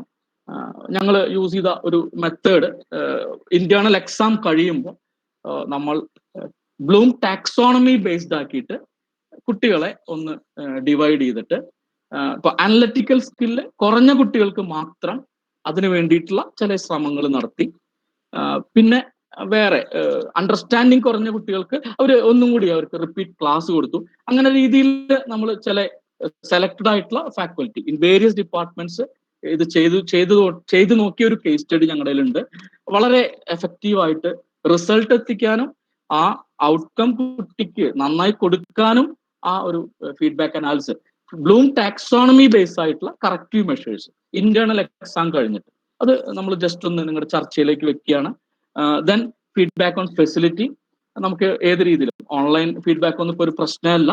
ഒരു 6 മാസം മുന്നേ നമുക്ക് ഫീഡ്ബാക്സ് ഒക്കെ ഒരുപാട് ബുദ്ധിമുട്ടായിരുന്നു. ഇപ്പൊ കുട്ടികളൊക്കെ 100% ആൾക്കാരും ഫീഡ്ബാക്ക് തരുന്നുണ്ട്. അവരൊക്കെ ടെക്നോക്രാറ്റുകളായി. അപ്പൊ അതിന്റെ ഡോക്യുമെന്റ് ഒക്കെ NBA പോയിന്റ് ഓഫ് വ്യൂലും വേണം. Then the last thing, the feedback analysis. Course feedback നമ്മളിവിടെ ചെയ്യുന്നത് 3 രീതിയിലാണ്: 10%, 50%, 100%. കോഴ്സ് സ്റ്റാർട്ട് ചെയ്ത് കഴിഞ്ഞാൽ നമ്മളൊരു ഫീഡ്ബാക്ക് എടുക്കും. അത് നമുക്ക് ഇപ്പോഴത്തെ ലെവലിൽ ഗൂഗിൾ ഫോം ചെയ്യാം, പല മെത്തേഡുകളുണ്ടല്ലോ. അത് കഴിഞ്ഞ് അതിന്റെ കറക്റ്റീവ് മെഷേഴ്സ് അത് HOD നേതൃത്വത്തിലുള്ള ടീം അനലൈസ് ചെയ്യും. അത് ടീച്ചറായി ഡിസ്കസ് ചെയ്തിട്ട് കുറച്ച് കറക്റ്റീവ് മെഷേഴ്സ് ആ ടീച്ചർ ഡിസൈഡ് ചെയ്യും. ആ ടീച്ചർ അത് ഇംപ്ലിമെന്റ് ചെയ്യും. അത് കഴിഞ്ഞ് കോഴ്സ് പകുതി ആകുമ്പോൾ ഒരു ഫീഡ്ബാക്കും കൂടി എടുക്കും. പിന്നെ കോഴ്സ് എൻഡിലും ഒരു ഫീഡ്ബാക്ക് എടുക്കും. അങ്ങനത്തെ ഒരു മെക്കാനിസം ആണ് ഞങ്ങളിവിടെ ഫോളോ ചെയ്യുന്നത്. എഫക്റ്റീവായി തോന്നുന്നു. പിന്നെ വേറൊരു ഗുണം എന്താ വെച്ചാൽ നമ്മുടെ സെക്കൻഡറി ലെവലില് മെന്റേഴ്സിന്, ആക്റ്റീവായിട്ടുള്ള മെന്റേഴ്സ് നമുക്ക് പല നല്ല പോയിന്റുകളും ഫീഡ്ബാക്ക് പോയിന്റുകളും പറഞ്ഞു തരാറുണ്ട്. PTA വളരെ മീറ്റിംഗ്സ് വളരെ ആക്റ്റീവായി നടക്കുന്ന ഒരു സ്ഥലമാണ് ഞങ്ങളുടെ ഈ കോളേജ്. ഞാൻ ജസ്റ്റ് ഒരു കേസ് സ്റ്റഡി പോലെ പറയാണ്. ഞങ്ങളുടെ ചെയ്യുന്ന കുറെ കാര്യങ്ങൾ നിങ്ങളുടെ ഡിസ്കഷനിലേക്ക് കൊണ്ടുവരാൻ വേണ്ടി മാത്രം. അതേപോലെ നിങ്ങൾ ചെയ്യുന്ന കുറെ കാര്യങ്ങൾ നമുക്ക് എല്ലാവർക്കും കേൾക്കാൻ വേണ്ടി മാത്രമാണ് ഇത് ചെയ്യുന്നത് കേട്ടോ. പിന്നെ ഇവിടെ ഓരോ മാസത്തിലും HOD പ്രിൻസിപ്പൾസ് റാൻഡ് ആയിട്ട് കോഴ്സ് ഫീഡ്ബാക്ക് എടുക്കാറുണ്ട്. അത് ലാബ് കോഴ്സുകളായാലും അതെ, തിയറി കോഴ്സുകളായാലും അതെ. അപ്പൊ ഇതൊക്കെ നമ്മൾ ഡോക്യുമെന്റ് ചെയ്ത് അതിന്റെ കറക്റ്റീവ് മെഷേഴ്സ് ഒക്കെ ചെയ്യുന്നത് സത്യം പറഞ്ഞാൽ നമ്മുടെ തന്നെ നമുക്ക് തന്നെ ആസ് എ ടീച്ചർ കോഴ്സ് കഴിഞ്ഞ് നമ്മുടെ 98% ആൾക്കാരും പാസ്സായി എന്നൊക്കെ പറയുമ്പോൾ നമുക്ക് വളരെ സന്തോഷം ഉണ്ടാവും. ആദ്യം അത് ആ ഫീഡ്ബാക്ക് കാരണം വന്ന ഒരു ചേഞ്ച് തന്നെയാണെന്നാണ് പലപ്പോഴും എനിക്കൊക്കെ തോന്നാറുള്ളത്. ദെൻ ഫെസിലിറ്റി ഫീഡ്ബാക്ക് ഉണ്ടോ, ഇതിന്റെ റെമഡിയൽ ആക്ഷൻസ് ഉണ്ടോ, പല രീതിയിൽ നമുക്ക് ചെയ്യാം. ഞങ്ങൾ ചെയ്തൊരു റെമഡിയൽ ആക്ഷൻ ടെസ്റ്റ് പറഞ്ഞു. ഇന്റേണൽ എക്സാം ടാക്സോണമി ബേസ്ഡ് ആക്കിയിട്ട് ഞങ്ങൾ കുറച്ചുപേര് റെമഡിയൽ ആക്ഷൻ ഡിഫറെന്റ് ഡിപ്പാർട്ട്മെന്റിൽ പരീക്ഷിച്ചിരുന്നു. അത് ഒരു 3 സെമസ്റ്ററിലായിട്ട്, അത് ഇപ്പൊ ഇത് 3ാമത്തെ സെമസ്റ്റർ ആണ്. 2 സെമസ്റ്ററിന്റെ റിസൾട്ട് വളരെ പോസിറ്റീവ് ആണ്. അനലിറ്റിക്കൽ സ്കിൽ കുറഞ്ഞ കുട്ടികൾക്ക് അതിന് വേണ്ടിയിട്ടുള്ള ചില കാര്യങ്ങൾ, പിന്നെ ചില ആൾക്കാർക്ക് മെമ്മറൈസേഷൻ, റിമെമ്പറൻസ്, അത് ഞങ്ങൾക്ക് യൂസ് ചെയ്യാൻ പറ്റിയ ഒരു ടെക്നിക്കായിരുന്നു. നമ്മളത് ഒബ്സർവ് ചെയ്തപ്പോൾ അവർക്ക് അത് പഠിക്കാൻ പറ്റുന്നില്ല. അപ്പൊ നമ്മളിങ്ങനെ പല എക്സ്പെർട്സിനോട് സംസാരിച്ചപ്പോൾ ഫ്ലാഷ് കാർഡ് എന്നുള്ള ഒരു കാര്യം അവർ പറഞ്ഞു തന്നു. ഇക്വേഷൻസ് ഒക്കെ വളരെ ക്ലിയർ ആയി കളർഫുൾ ആയിട്ട് എഴുതി വെക്കുക, അത് ഒരു ഫോട്ടോ പോലെ അവരോട് നോക്കാൻ പറയും ഇടയ്ക്കിടയ്ക്ക്. അത് നമുക്കങ്ങനെ ചില കുട്ടികൾക്ക് മാത്സിലും ഫിസിക്സിലൊക്കെ ഈസി ആയിട്ട് പാസ്സാവാനായിട്ട് ഈ ഒരു മെത്തേഡ് സഹായിച്ചിട്ടുണ്ട്. അപ്പോൾ നമ്മൾ എന്താ വെച്ചാൽ റിമെമ്പറൻസ് കുറഞ്ഞ കുട്ടികളെ ഒന്ന് ഒബ്സർവ് ചെയ്തപ്പോൾ നമുക്ക് കിട്ടിയ ഒരു പോയിന്റിന്റെ വെളിച്ചത്തിൽ നമ്മൾ ഒരു പരീക്ഷണം നടത്തിയതാണ് കേട്ടോ. അത് നിങ്ങളുടെ ഒരു ഡിസ്കഷനിലേക്ക് വെക്കുകയാണ്. തീർച്ചയായിട്ടും നിങ്ങൾ ചെയ്യുന്ന ഒരുപാട് ടീച്ചേഴ്സ് പല സ്ഥലത്തും പല മെത്തേഡ്സ് ചെയ്യുന്നുണ്ടാവും. അതിന്റെയൊക്കെ ഒരു കോമൺ ഡിസ്കഷൻ വേദി കൂടിയായിരിക്കണം നമ്മുടെ ഈ ഒരു സെഷന്റെ എൻഡില്. Then student support system, career guidance, training and placement, നേരത്തെ കണ്ട അതേ കാര്യം വേറൊരു ക്രൈറ്റീരിയയിലും ഇത് വരുന്നുണ്ട്. ഇതിലാണ് കൂടുതലായിട്ടുള്ള പ്ലേസ്മെന്റ് ഡോക്യുമെന്റ്സ് കൂടുതലായിട്ട് ചെക്ക് ചെയ്യുക. ദെൻ ഓൺടർപ്രണർഷിപ്പ് സെല്ലിന്റെ ഒരു കാര്യം ഇവിടെ വരുന്നുണ്ട്. ഇതില് പ്ലേസ്മെന്റ് സെല്ലിൽ ഞങ്ങൾ ചെയ്ത ഒരു മെത്തേഡ്, അതെനിക്കൊരു പക്ഷേ തോന്നുന്നു ഞങ്ങളുടെ പ്രിൻസിപ്പള് അത് ലാസ്റ്റിൽ കുറച്ച് എലോബറേറ്റ് ആയിട്ട് പറയും, കാരണം അദ്ദേഹത്തിന്റെ നേതൃത്വത്തിലാണ് നമ്മളത് ചെയ്തത്. നമ്മുടെ പ്ലേസ്മെന്റ് സെല്ല് ആക്റ്റീവ് ആയിരുന്നു, പക്ഷെ ട്രെയിനിങ് എല്ലാ കുട്ടികളും കാര്യമായിട്ട് അറ്റൻഡ് ചെയ്യുന്നുണ്ടായിരുന്നില്ല. അപ്പൊ നമ്മളൊരു ബാച്ചിന്, പർട്ടിക്കുലർ ബാച്ചിന് എല്ലാവർക്കും 100% ആൾക്കാർക്ക് ഒരു പ്രിപ്പറേറ്ററി ട്രെയിനിങ് കൊടുത്തു. പിന്നെ ഇൻട്രസ്റ്റ് ആയിട്ടുള്ള ആൾക്കാർക്ക് phase 1 ട്രെയിനിങ് കൊടുത്തു. അത് നന്നായിട്ട് യൂട്ടിലൈസ് ചെയ്ത കുട്ടികൾക്ക് phase 2 ട്രെയിനിങ് കൊടുത്തു. ഇന്റേണൽ ആയിട്ടുള്ള ഒരുപാട് ഫാക്കൽറ്റിയും കുറച്ച് എക്സ്റ്റേണൽ ഫാക്കൽറ്റിയും കൂടിയിട്ടാണ് ചെയ്തത്. പ്രിപ്പറേറ്ററി ട്രെയിനിങ്ങിൽ മെയിൻ ആയിട്ട് കരിയർ ഗൈഡൻസ് തന്നെയായിരുന്നു കൊടുത്തിട്ടുണ്ടായിരുന്നത്. അത് പല നമ്മുടെ ജോലിയുടെ മേഖലകളും പല കാര്യങ്ങളും ഒക്കെ അവർക്ക് ബൈ കേസ് സ്റ്റഡി പോലെ നമ്മൾ അവതരിപ്പിച്ച്, അതിൽ ഇൻട്രസ്റ്റ് ആയ കുട്ടികൾക്ക്, ക്യാമ്പസ് പ്ലേസ്മെന്റ് വേണ്ടി വരുന്ന കുട്ടികൾക്ക് ജനറൽ ആപ്റ്റിറ്റ്യൂഡിന്റെ ക്ലാസ്സുകൾ കൊടുത്ത്, റെസ്യൂമെ, സോഫ്റ്റ് സ്കിൽ അതിന്റെയൊക്കെ ക്ലാസ്സുകളിൽ എക്സ്റ്റേണൽ ഫാക്കൽറ്റി വെച്ച് കൊടുത്ത്, അതിൽ പെർഫോം ചെയ്യുന്ന ആൾക്കാരെ നമ്മൾ ടെക്നിക്കൽ ആപ്റ്റിറ്റ്യൂഡ് GD ഇന്റർവ്യൂ ട്രെയിനിങ്ങിന് കൊടുത്തു. ഇത് എല്ലാ കോളേജിലും ചെയ്യുന്നുണ്ടാവും കേട്ടോ. നമ്മൾ ജസ്റ്റ് ഒന്ന് പറയുന്നതെന്ന് വെച്ചാൽ ഈ ഒരു സ്ട്രക്ചേർഡ് ആയ രീതിയിൽ ഞങ്ങൾ ചെയ്തത് കൊണ്ടുള്ള ഒരു ബാച്ചിന്റെ ലാസ്റ്റ് ബാച്ച്, ഇപ്പൊ ഈ കോവിഡ് കാരണം ഈ ബാച്ചിന്റെ പ്ലേസ്മെന്റ്സ് കംപ്ലീറ്റ് ആയിട്ടില്ല. അതിന് മുന്നത്തെ ബാച്ചിലാണ് ഞങ്ങളിത് നടപ്പാക്കിയത്. അപ്പൊ അതിന് മുന്നേ ഞങ്ങൾക്ക് കുറച്ച് പ്ലേസ്മെന്റ്സ് കുറവായിരുന്നു. നമ്പർ ഓഫ് വിസിറ്റ്സ് സെയിം ആയിരുന്നു. അതാണ് അതിലൊരു മെയിൻ കാര്യം. ഒരു 2 കമ്പനി മാത്രമാണ് 2018-19 ബാച്ചിന് കൂടുതലായി കിട്ടിയിട്ടുണ്ടായിരുന്നുള്ളൂ. കുട്ടികളുടെ പ്ലേസ്മെന്റ് കൺവർഷൻ കുറച്ച് കുറവായിരുന്നു. അതിന്റെ ഒരു മെയിൻ കാര്യം അവർക്ക് കരിയർ ഗൈഡൻസ് കിട്ടാത്തതും പിന്നെ ആ ചെറിയ കാര്യങ്ങളുടെ ട്രെയിനിങ് കിട്ടാത്തതുമാണ്. അപ്പൊ അത് ഞങ്ങളൊന്ന് കൊടുത്തപ്പോൾ ഞങ്ങൾക്ക് നല്ല റിസൾട്ട് ഉണ്ടായി. അപ്പോൾ ആ ഒരു കാര്യം, നല്ല പ്ലേസ്മെന്റ് ട്രെയിനിങ് കൊടുക്കുന്ന ഒരുപാട് പോളിടെക്നിക്കലും സ്ഥാപനങ്ങളും ഈ നമ്മുടെ ഈ FDPയിൽ തന്നെ ഒരുപാട് സാർമാരുണ്ട്. അവരൊക്കെ നമുക്ക് പരിചയമുണ്ട്. എന്നാലും നമ്മളൊന്ന് പറയാണ്, ഒരു സ്ട്രക്ചേർഡ് ആയ രീതിയിൽ നമ്മൾ ഈ കൊടുക്കുന്നതിന്റെ ഒരു എഫക്റ്റ് അവരുടെ കരിയറിൽ ഉണ്ടാവും. അതിന്റെ ഗുണം നമ്മുടെ പ്രോഗ്രാമിന് കിട്ടും എന്നാണ് നമ്മൾ ഇതിൽ സബ്മിറ്റ് ചെയ്യുന്ന ഒരു ഫാക്ട്. ദെൻ നെക്സ്റ്റ് ഒരു മാറ്ററും കൂടിയാണ് ഉള്ളൂ. അത് നമ്മുടെ ഒരു ഗസറ്റ് ഓഫ് ഇന്ത്യ, അത് എക്സ്ട്രാ ഓർഡിനറി നോട്ടിഫിക്കേഷനായി വന്ന നമ്പർ 83 ഗസറ്റ് ആയിരുന്നു. ഒരു 2 വർഷം മുന്നേ വന്നതാണ്. അതിന്റെ സെക്ഷൻ 4 പാർട്ട് 3 ഒരു കാര്യം പറയുന്നുണ്ട്. അത് നമ്മളെ സംബന്ധിച്ച് നമുക്ക് മുന്നോട്ട് പോകുമ്പോൾ, ഇപ്പൊ ഇതിൽ അറ്റൻഡ് ചെയ്യുന്ന ഒരുപാട് പേര് വളരെ യങ് ആയിട്ടുള്ള ഫാക്കൽറ്റിയാണ്. ഒരുപാട് വർഷങ്ങൾ നമ്മുടെ ഈ ഒരു പോളിടെക്നിക് ഫ്രട്ടേർണിറ്റി വർക്ക് ചെയ്ത് ഒരുപാട് കുട്ടികളെ സപ്പോർട്ട് ചെയ്യാൻ പോകുന്ന ആൾക്കാരാണ്. നമ്മുടെ ഒരു മൈൻഡിലേക്ക് ഈ ഒരു പോയിന്റ് വരണം. ഇതിൽ അവർ ഹൈലൈറ്റ് ചെയ്തിരിക്കുന്ന ഒരു കാര്യം, വലിയൊരു ഡോക്യുമെന്റ് ആണ്, നമുക്ക് ഓൺലൈൻ അവൈലബിൾ ആയിരിക്കും. അതിൽ presently the institutions R ranked based on academic performance and placement of students. In future, it may be also based on number of startups and entrepreneurship. ഇത് നമ്മളത് ചെറിയ ചർച്ചകളിൽ പങ്കെടുത്തപ്പോൾ മനസ്സിലായിട്ടുള്ള ഒരു കാര്യം ഇതാണ്. 2024 കൂടിയിട്ട്, ചിലപ്പോൾ അതിനു മുന്നേ ഒരു പുതിയ അക്രഡിറ്റേഷൻ ഏജൻസി വരികയാണെങ്കിൽ ടെക്നിക്കൽ ഇൻസ്റ്റിറ്റ്യൂട്ട്സിന്റെ അക്രഡിറ്റേഷനിൽ സ്റ്റാർട്ടപ്സ് ഓണ്ടർപ്രണർഷിപ്പിന് വലിയൊരു വെയിറ്റേജ് ആവും. നേരത്തെ നമ്മൾ കണ്ടു 25% വെയിറ്റേജ് കൂടുതൽ കൊടുത്തിരിക്കുന്നത് പ്ലേസ്മെന്റിനാണ്. ഇനി അത് കുറച്ച് ഷിഫ്റ്റ് ആവും, സ്റ്റാർട്ടപ്പ് ഓണ്ടർപ്രണർഷിപ്പിന് കൂടുതൽ വരും. ഇത് നമ്മൾ ഡിഫറെന്റ് ആയിട്ടുള്ള വേദികളിൽ കേട്ടിട്ടുള്ള ഒരു കാര്യമാണ്. അത് എല്ലാ ബഹുമാനപ്പെട്ട അധ്യാപകരുടെ മുന്നിലേക്കും അവതരിപ്പിക്കുകയാണ്. We have to be futuristic. We have to be futuristic. കാരണം നമുക്ക് ഈ സിസ്റ്റം വളരെ സൂപ്പറായിട്ട് കൊണ്ടുപോകാൻ എല്ലാ രീതിയിലും ചാൻസ് ഉള്ള ആൾക്കാരാണ് നമ്മുടെ സ്റ്റുഡൻസ്. ആ കാപ്പബിലിറ്റി റേഞ്ചിലുള്ള സ്റ്റുഡൻസ് തന്നെയാണ്. പക്ഷേ നമ്മൾ അതിനനുസരിച്ചുള്ള ചില കാര്യങ്ങൾ ചെയ്യണം. ഓൾറെഡി പല ഡിസ്കഷനിലും വന്നിട്ടുണ്ടായിരുന്നു. Project based learning, we have to promote it. അതൊരു സംശയമില്ല. നമുക്ക് തന്നെ അറിയാം, ഈ FDPയിൽ പങ്കെടുക്കുന്ന ഒരുപാട് പേര്, ഇൻഡിവിജ്വലി തന്നെ നമ്മൾ അവരോട് പല ഡിസ്കഷൻസ് നടത്തിയിട്ടുണ്ട്. അവർക്ക് അതില് ടോട്ടലി അവര് പല ആൾക്കാരും വളരെ ഡിറ്റർമിൻഡ് ആയിട്ടുള്ള ഒരു മാറ്റർ ആണ്. അൾട്ടിമേറ്റ്ലി അടുത്ത സിലബസ് വരുമെങ്കിലും ഒരുപാട് സംഭവങ്ങളിൽ പ്രൊജക്ട് ബേസ്ഡ് ലേണിംഗ് ആക്കണം. Then we have to improve industry interaction. നേരത്തെ ഞങ്ങളുടെ HOD, mechanical department HOD summary നേരത്തെ സെഷനിൽ സമ്മറിയിൽ പറഞ്ഞു. റസാഖ് സാർ പറഞ്ഞു. ഒരുപാട് പാർട്ടിസിപ്പൻസ് ചാറ്റ് ബോക്സിൽ പറഞ്ഞു same matter. If you are interacting continuously with industry, we know what is the change in the industrial scenario.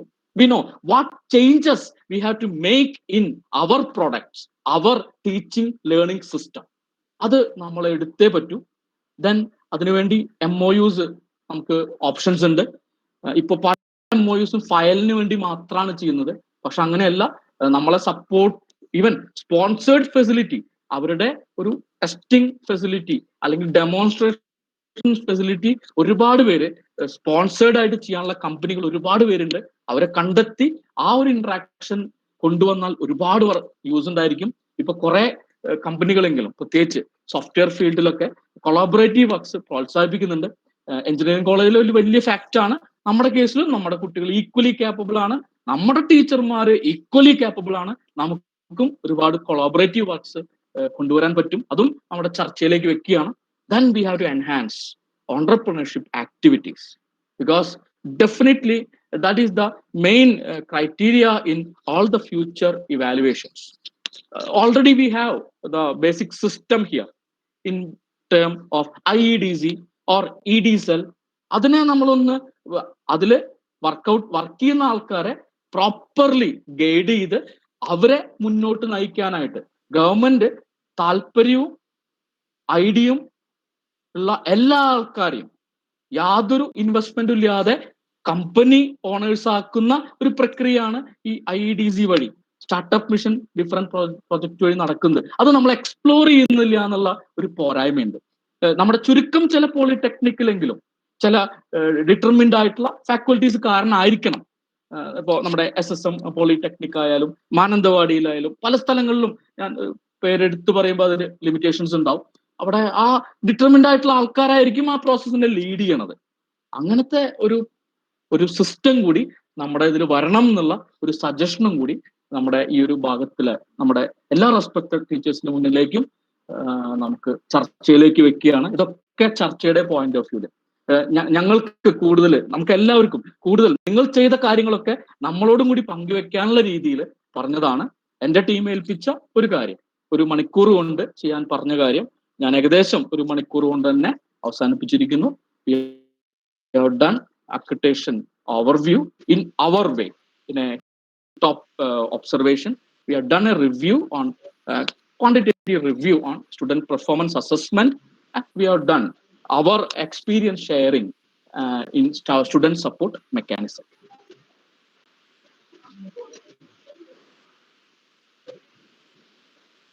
Okay, sir. Thank you.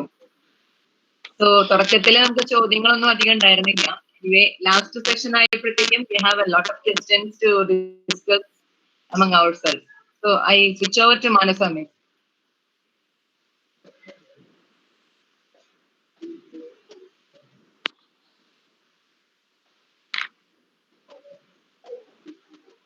Hello.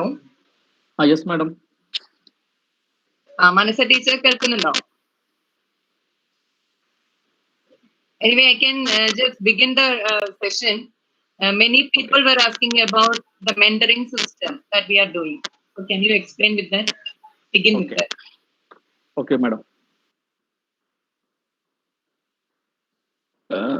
നമ്മുടേതെക്കാട്ടിലും നല്ല സിസ്റ്റമാണ് എൻ്റെ ഒരു ഒപ്പീനിയനിൽ തിരൂരുള്ളത്. പല കോളേജുകളും പാലക്കാട് പോളിടെക്നിക് ഒക്കെ നല്ല രീതിയിൽ ഡോക്യുമെന്റ് ചെയ്യുന്നുണ്ട്. എല്ലാത്തിനും ആ ടീം മെമ്പർ, ആ ടീമാണ് അത് എസ്റ്റാബ്ലിഷ് ചെയ്തത്. ഇവിടെ ഞങ്ങൾ കുറച്ചുപേര് എസ്റ്റാബ്ലിഷ് സിസ്റ്റം. ഇത് ജസ്റ്റ് ഒരു ഇത് മാത്രം. നമ്മളത് അതിലൊരുപാട് മോഡിഫിക്കേഷൻസ് ഇനിയും വരാനുണ്ട്. ജസ്റ്റ് അവതരിപ്പിക്കുന്നു, നിങ്ങളുടെ ക്വസ്റ്റ്യൻ പറഞ്ഞുകൊണ്ട് മാത്രം അവതരിപ്പിക്കുന്നു. അതില് മാഡം വിസിബിൾ ആണോ? അതെ സർ, കുറച്ചും കൂടി സൂം ചെയ്താൽ നല്ലതായിരിക്കും. Okay madam.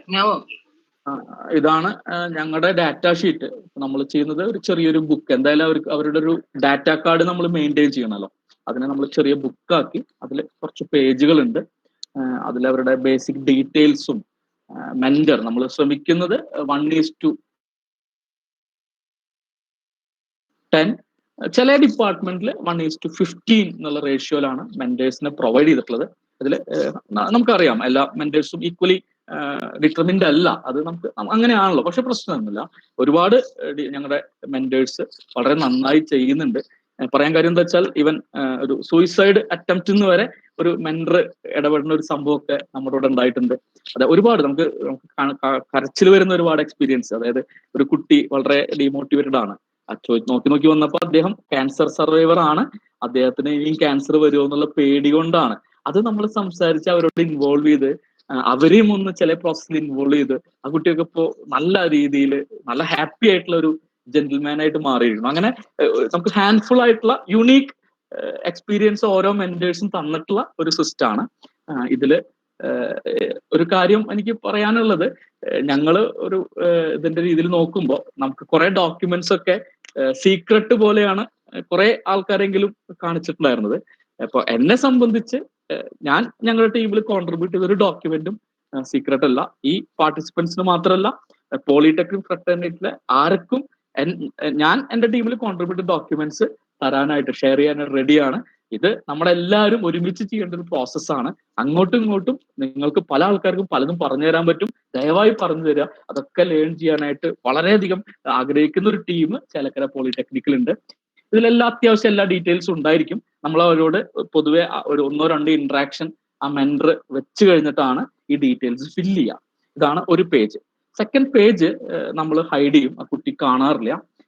അതിൽ നമ്മൾ അവരുടെ കാര്യങ്ങളൊക്കെ ജസ്റ്റ് ഒന്ന് നോക്കും. പിന്നെ ആ കുട്ടി ചിലപ്പോൾ കരിയർ എയിം പറയും. ഇപ്പോ ഞങ്ങളുടെ ഇവിടെ ഒരു കുട്ടി ഉണ്ടായിരുന്നു, അവന് വലിയ പ്രശ്നമാണ്. കാരണം അവന് കപ്പലിൽ വർക്ക് ചെയ്യുന്ന ആളാവണം എന്നാണ് ആഗ്രഹം ഉണ്ടായിരുന്നത്. പക്ഷെ നമ്മൾ അവനെ മോണിറ്റർ ചെയ്ത്, നമ്മളൊന്നും പറയാറൊന്നുമില്ല, മോണിറ്റർ ചെയ്ത് പിന്നെ ആ കുട്ടീനെ വീട്ടുകാരോടുള്ള ഒരു വെറുപ്പൊക്കെ മാറ്റിയെടുത്തു കഴിഞ്ഞിട്ട് ആളിപ്പോ നല്ല രീതിയിൽ ഒരു പ്രൊഡക്ഷൻ കമ്പനിയിൽ വർക്ക് ചെയ്യുന്ന ഒരാളാണ്. അങ്ങനെ നമുക്ക് അതിലൊക്കെ നമുക്കിങ്ങനെ ഓരോ പോയിന്റുകളൊക്കെ നോട്ട് ചെയ്യാൻ സാധിക്കാറുണ്ട്. പിന്നെ അബൌട്ട് എഡ്യൂക്കേഷൻ, അബൌട്ട് ഫാമിലി മെമ്പേഴ്സിനൊക്കെ എന്തെങ്കിലും അസുഖം ഉണ്ടോ, ഫാമിലി മെമ്പേഴ്സിൽ ആരെങ്കിലുമൊക്കെ ഈ കുട്ടിക്ക് ഗൈഡ് ചെയ്യാനായിട്ടുണ്ടോ, അങ്ങനത്തെ കാര്യങ്ങളൊക്കെ നമ്മളൊരു 2-3 ഇന്ററാക്ഷനിൽ മനസ്സിലാക്കാറുണ്ട്. പിന്നെ നമ്മളവരെ ഒരു സെമസ്റ്ററിൽ 3 പ്രാവശ്യമെങ്കിലും നമ്മളവരെ ഒഫീഷ്യലി വിളിച്ച് സംസാരിച്ച് ഒരു സൈനൊക്കെ വാങ്ങും. അതിൽ മെയിനായിട്ട് ഒന്നുമില്ല, എക്സാം കഴിയുമ്പോഴാണ് സാധാരണ വിളിക്കാറ്. ഇന്റേണൽ എക്സാം കഴിയുമ്പോൾ വിളിച്ചിട്ട് അവരോട് തന്നെ എന്താ പ്രശ്നങ്ങൾ എന്നൊക്കെ ചോദിക്കും. അപ്പോൾ നമുക്ക് അതിന്റെ ഐഡിയാസ് ഒക്കെ ഡിസ്കസ് ചെയ്യും. അതൊക്കെ അവർ മെന്റേഴ്സ് നമ്മുടെ ഡിപ്പാർട്ട്മെന്റ് മീറ്റിംഗിൽ അവതരിപ്പിക്കും. അങ്ങനെ അത് നമ്മുടെ ടീച്ചേഴ്സിനെ ഡിസ്കസ് ചെയ്ത് ആ കുട്ടികൾക്ക് വേണ്ട അറ്റൻഷൻ, അത് ഫസ്റ്റ് ഇയറിലാണ് ഏറ്റവും നന്നായിട്ട് നമുക്ക് ചെയ്യാൻ പറ്റാറുള്ളത്. കാരണം ഫസ്റ്റ് ഇയർ ടീച്ചേഴ്സ് ഇപ്പോൾ ലാസ്റ്റ് ഇയറിലൊക്കെ വളരെയധികം കുട്ടി ഇൻവോൾവ്മെന്റ് ഒക്കെ ഉണ്ടായിരുന്നു. അതുകൊണ്ട് തന്നെ അങ്ങനത്തെ കാര്യങ്ങളൊക്കെ അത് സൈൻ ചെയ്ത് വെക്കാൻ ഒരു ഡോക്യുമെന്റിന് വേണ്ടി മാത്രം നമ്മൾ അതിനും കൂടുതൽ മെന്റേഴ്സ് കാണാറുണ്ട്. എല്ലാ വർഷവും എല്ലാ സെമസ്റ്ററിലും ഒരു പ്രാവശ്യം മിനിമം, പ്രിഫറബിളി 2 പ്രാവശ്യം മെന്റർ പാരന്റ് ആയിട്ട് നേരിട്ട് ഇരുന്ന് സംസാരിക്കാറുണ്ട്. അതിനുള്ളൊരു ഇതുണ്ട്. പിന്നെ റിസൾട്ട് അനാലിസിസ് നമ്മുടെ ഡാറ്റ കാർഡിന്റെ ഭാഗമായിട്ട് നമുക്ക് വേണമല്ലോ, ഡോക്യുമെന്റ് വേണമല്ലോ, അതിനുവേണ്ടി വെക്കുന്നത് മാത്രമാണ്. ഇത് ഒരു സംഭവമുണ്ട്, എല്ലാ ഇതിന്റെയും ഡാറ്റ കാർഡ് ഉണ്ട്. പിന്നെ ലാസ്റ്റുള്ള ഒരു 2 പേജ് ഇപ്പോൾ ഞാൻ എക്സ്പെക്ട് ചെയ്തിരുന്നില്ല, അതുകൊണ്ട് ആ ഡോക്യുമെന്റ് എൻ്റെ ഈ കമ്പ്യൂട്ടറിൽ ഇല്ല. വേറെ 2 പേജ് ഉണ്ട് അവരുടെ ജനറൽ ആയിട്ടുള്ള ഡീറ്റെയിൽസും. അവരൊരു 5 വർഷം എന്തൊക്കെയാണ് ചെയ്യാൻ പോകുന്നത്. നമ്മൾ സാധാരണ കോഴ്സ് കഴിഞ്ഞിട്ട് ഇപ്പൊ ഞങ്ങൾ ചെയ്തത് ഒരു ബാച്ചിനെ അത് ചെയ്തിട്ടുള്ളൂ. 3 month കഴിഞ്ഞിട്ട് ഒരു സർവേ നടത്തി. പിന്നെ 6 month കഴിഞ്ഞിട്ട്. അപ്പൊ 3 month സർവേയിൽ നമ്മൾ മെയിൻ ആയിട്ട് റീട്രേറ്റ് ചെയ്തിട്ട് പ്ലേസ്മെന്റിനോ അല്ലെങ്കിൽ ഇനി എക്സാം ഫർദർ ആയിട്ട് പാസ്സാവാനായിട്ടോ നിങ്ങൾക്ക് എന്തെങ്കിലും ഹെൽപ്പ് വേണോ എന്നുള്ള ക്വസ്റ്റ്യൻ ആണ് ചെയ്തത്. അത് ചോദിച്ചവർക്കൊക്കെ ഇപ്പൊ നമ്മുടെ ഹെൽപ്പുകൾ കൊടുക്കാൻ സാധിച്ചിരുന്നു. പിന്നെ പ്ലേസ്മെന്റ് ആയുള്ളത് പ്രിൻസിപ്പൾ അതിൽ അഗ്രഗണ്യനാണ്. ഞങ്ങളുടെ പ്രിൻസിപ്പൾ ഒരുപാട് ഹെൽപ്പ് ചെയ്തിട്ടുണ്ടായിരുന്നു. 6 month കഴിഞ്ഞിട്ട് ഇനി അവരുടെ സ്റ്റാറ്റസ് ആണ് നമ്മൾ ചെക്ക് ചെയ്തത്. അങ്ങനെ കഴിഞ്ഞ ബാച്ച് പുറത്തിറങ്ങി കഴിഞ്ഞിട്ടുള്ള ഒരു വർഷമായി. ഇപ്പൊ ഞങ്ങൾ വീണ്ടും, അതായത് ഇനി ഓരോ വർഷവും അവരുടെ സ്റ്റാറ്റസ് അറിയുന്ന ഒരു സർവേ നടത്തുന്നുണ്ട്. ആ സർവേ ഡീറ്റെയിൽസ് ഇപ്പൊ മെന്റർ ട്രാൻസ്ഫർ ആയി പോയാലും ആ ഒരു ചാർജ് ആ ഡോക്യുമെന്റിന് ഉണ്ടാവും, അതിൽ എഴുതി വെക്കുന്നുണ്ട്. അങ്ങനെ 5 വർഷം വരെ നമുക്ക് അവരുടെ process as per NBA as A faculty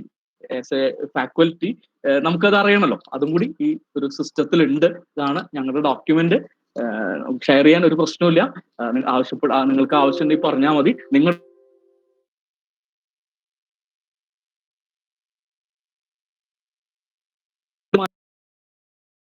technical process അങ്ങനത്തെ ഒക്കെ ഉണ്ടെങ്കിൽ ദയവായിട്ട് നമ്മുടെ ആ ഗ്രൂപ്പിൽ ചർച്ചയിൽ കൊണ്ടുവരണം. അങ്ങനെ നമുക്ക് എല്ലാവർക്കും അങ്ങനത്തെ നല്ല കാര്യങ്ങൾ പഠിക്കാനുള്ള ഒരു അവസരം ഉണ്ടാക്കി തരണമെന്ന് അഭ്യർത്ഥിക്കുന്നു.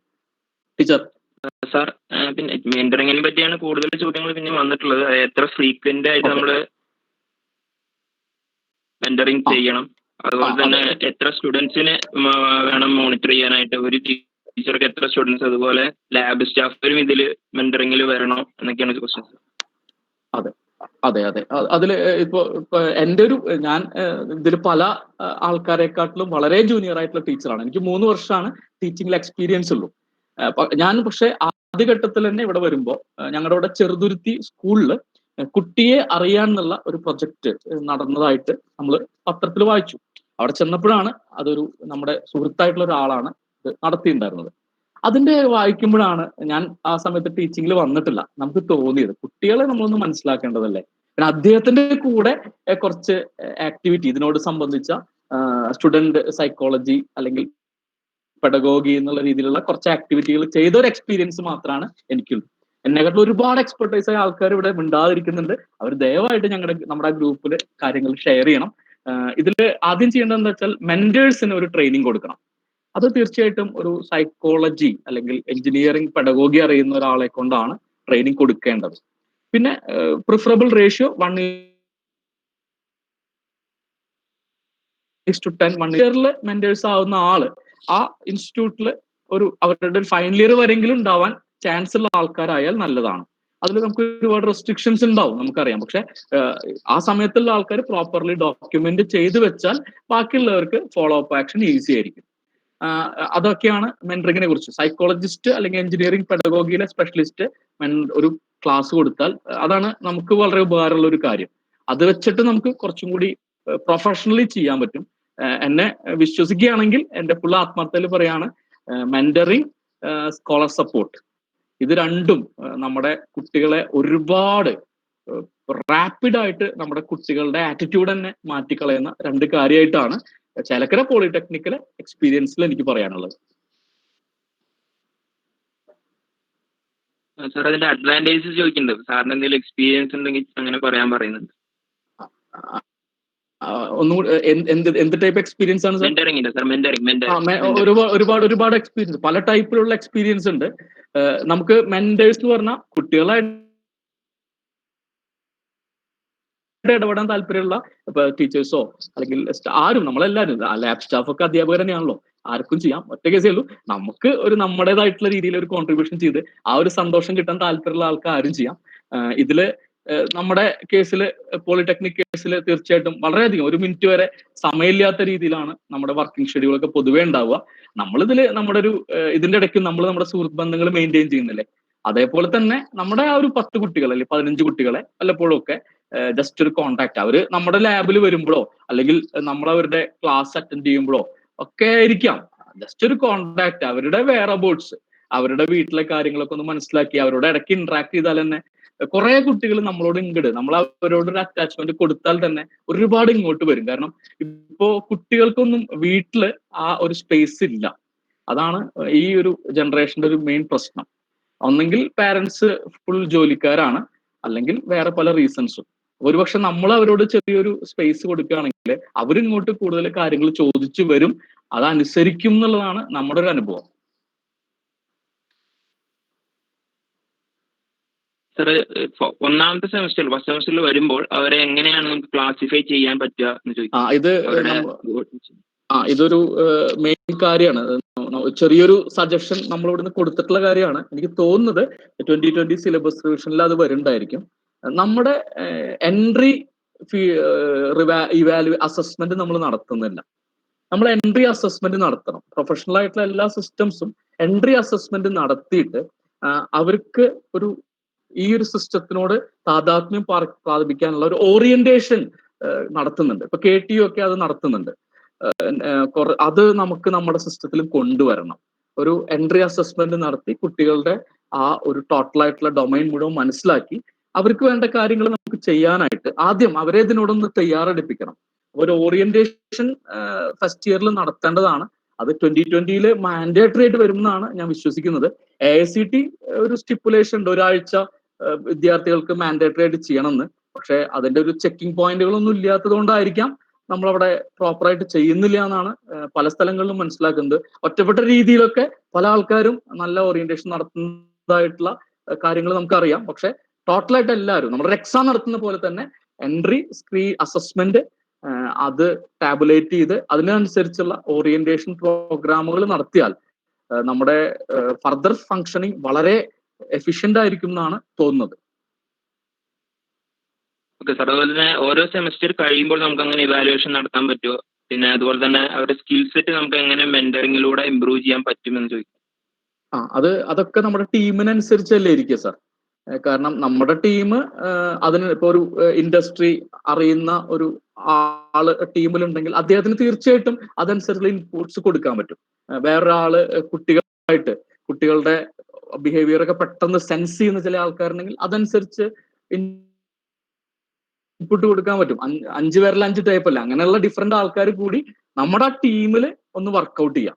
ആ ടീം വർക്കൗട്ട് ചെയ്ത് ആ ടീം വെക്കുന്ന രീതിയിൽ അവരുടെ കാര്യങ്ങളൊക്കെ തീരുമാനിച്ച് അങ്ങോട്ട് വർക്കൗട്ട് ചെയ്ത് അവർ പോയി തുടങ്ങുമ്പോൾ നമുക്കറിയാം. പിന്നെ ഇതിന്റെ ഇതിന്റെ ഒരു ഫീഡ്ബാക്കുകൾ കിട്ടുമ്പോഴായിരിക്കും നമുക്ക് ഏറ്റവും കൂടുതൽ ഈ ഒരു പ്രോസസ്സിൽ ഇൻവോൾവ് ആവാൻ തോന്നുക. ആരംഭഘട്ടത്തിൽ ഇപ്പൊ മെന്ററിങ് തീരെ ചെയ്യാത്ത ആൾക്കാരാണെങ്കിൽ അവർക്ക് ഇതൊരു പണിയാണല്ലോ എന്നേ തോന്നുള്ളൂ. പക്ഷെ അതിന്റെ ഒരു രസം കിട്ടിയിട്ടുള്ള ആൾക്കാരാണെങ്കിൽ പിന്നെ അവർക്ക് വളരെ സന്തോഷം ഉണ്ടായിരിക്കും. Sir hello hello sir. Sir പറയൂ സാർ. ഓക്കെ, ഈ API കാൽക്കുലേഷൻ കൂടി എക്സ്പ്ലെയിൻ ചെയ്യാൻ ചോദിക്കുന്നത്. API കാൽക്കുലേഷൻ ശരി sir.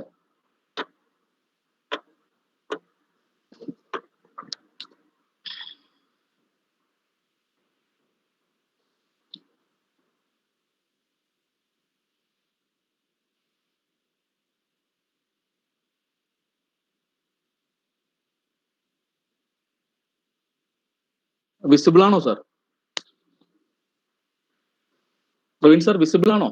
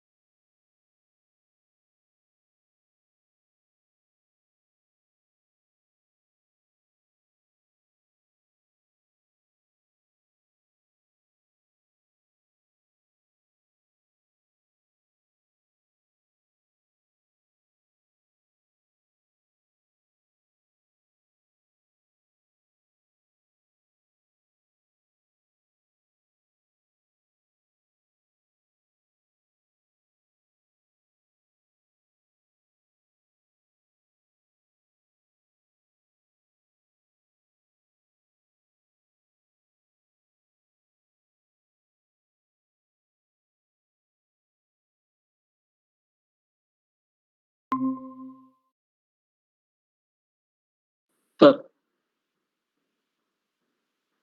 Okay sir. Sir okay. പാരന്റ്സിന്റെ ഇൻവോൾവ്മെന്റ് മെന്ററിംഗിൽ ചോദിക്കുന്നു. അത് തീർച്ചയായിട്ടും നമ്മള് പാരന്റ്സിനായിട്ട് കോൺസ്റ്റന്റ് ആയിട്ട് ഇതൊരു അതല്ലേ ആ ഒരു മെന്റർ കാർഡിൽ ഡോക്യുമെന്റേഷൻ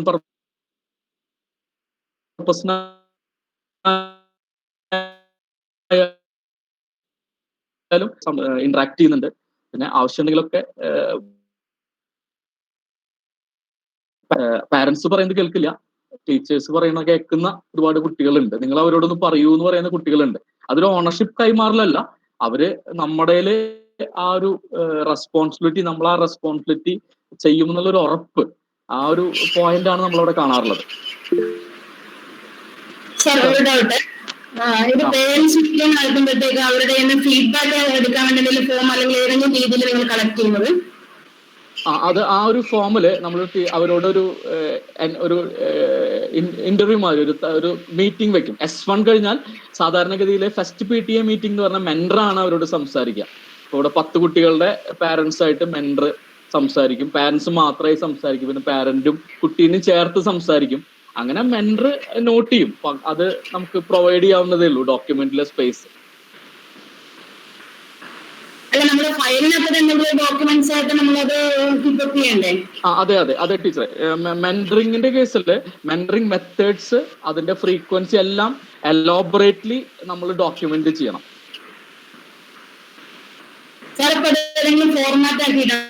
എങ്ങനെയാണ് ഒരു 3 ഇയറിന് വേണ്ടിയിട്ടുള്ള ഫോർമാറ്റ് ആണോ ഫോം ചെയ്തിരിക്കുന്നത്? അതെ ഞങ്ങളുടെ കയ്യിൽ ഇപ്പൊ 3 ഇയറിനാണ് ഉള്ളത്. Okay sir, thank U.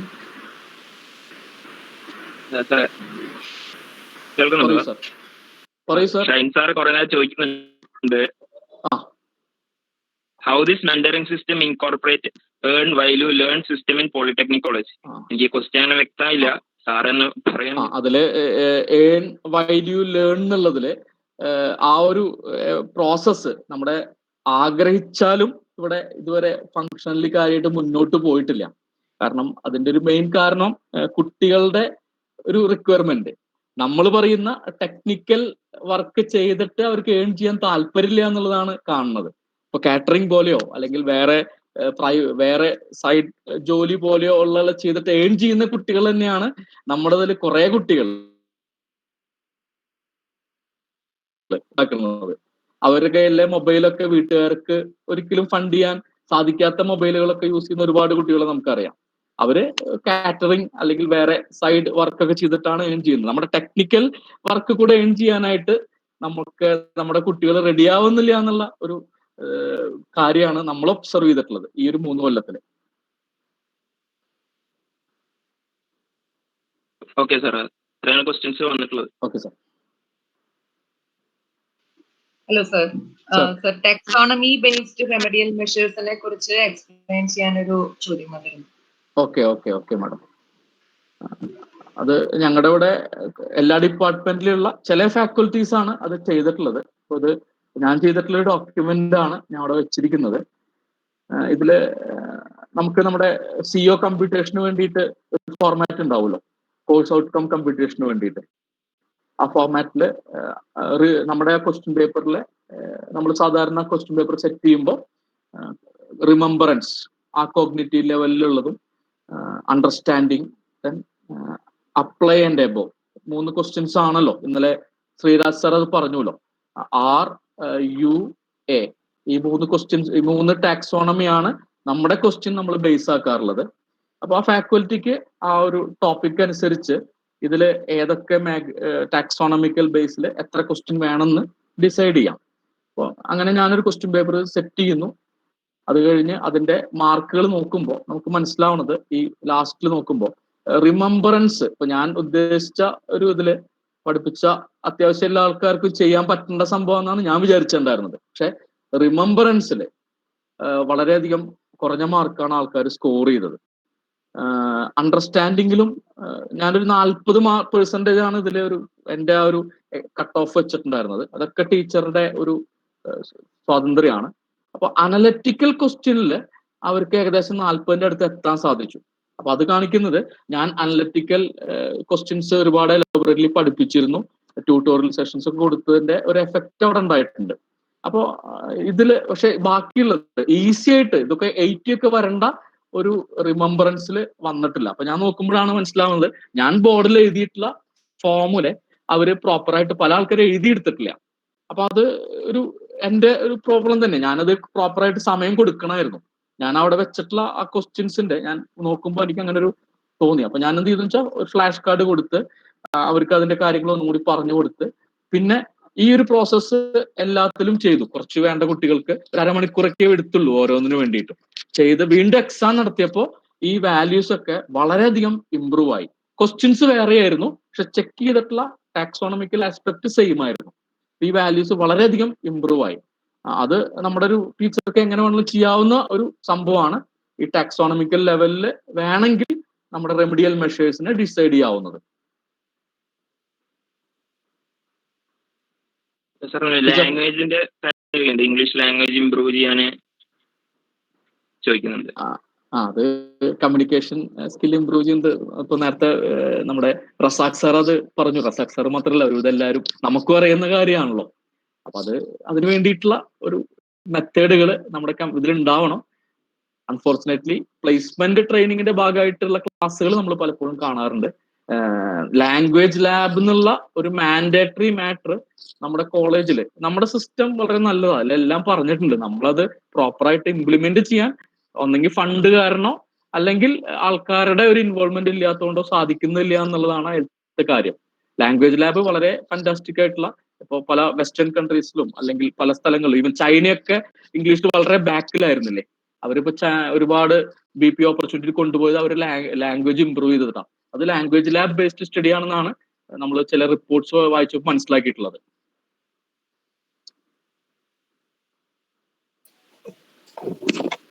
Sir മറ്റൊരു കാര്യം, രാജേഷ് സാർ പറയൂ. സാർ രാജേഷ് സാർ, മറ്റൊരു കാര്യം എന്താന്ന് വെച്ചാൽ ഈ കുട്ടികള് ഈ പഠനം അവരെ രക്ഷപ്പെടുത്തും എന്ന് വിശ്വാസമില്ലാത്ത കുട്ടികളാ അവരെ മെന്റർ ചെയ്യുക എന്നുള്ളത് വളരെ ബുദ്ധിമുട്ടാണ്. സാർ ഇപ്പൊ പറഞ്ഞ മാതിരി അവര് കാറ്ററിങ്ങിനോ മറ്റേതെങ്കിലും കാര്യത്തിന് പോയി അവർ പണം ഉണ്ടാക്കുന്നു.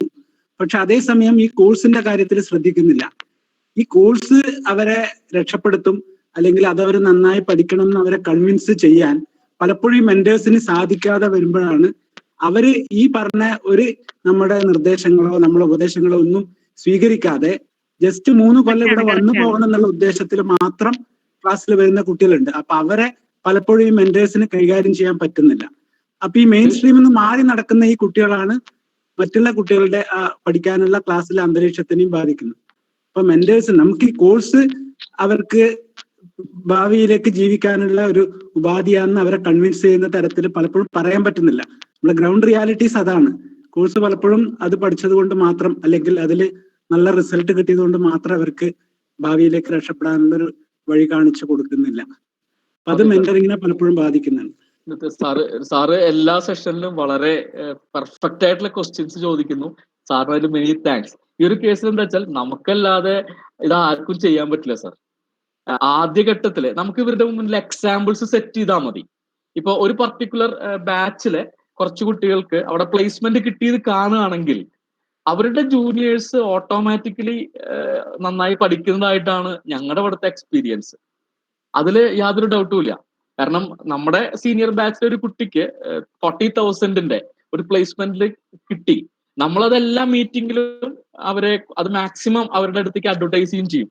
അത് കാണുമ്പോൾ തന്നെ കുറെ കുട്ടികൾ അതിനോട് ഇൻക്ലൈൻഡ് ആയിട്ട് വരും. ആ സിസ്റ്റം ഉണ്ടാക്കുക എന്നുള്ളത്, രാജേഷ് സാർ വളരെയധികം സീനിയർ ആണ്, വളരെ ലേൺഡ് ആയിട്ടുള്ള ആളാണ്.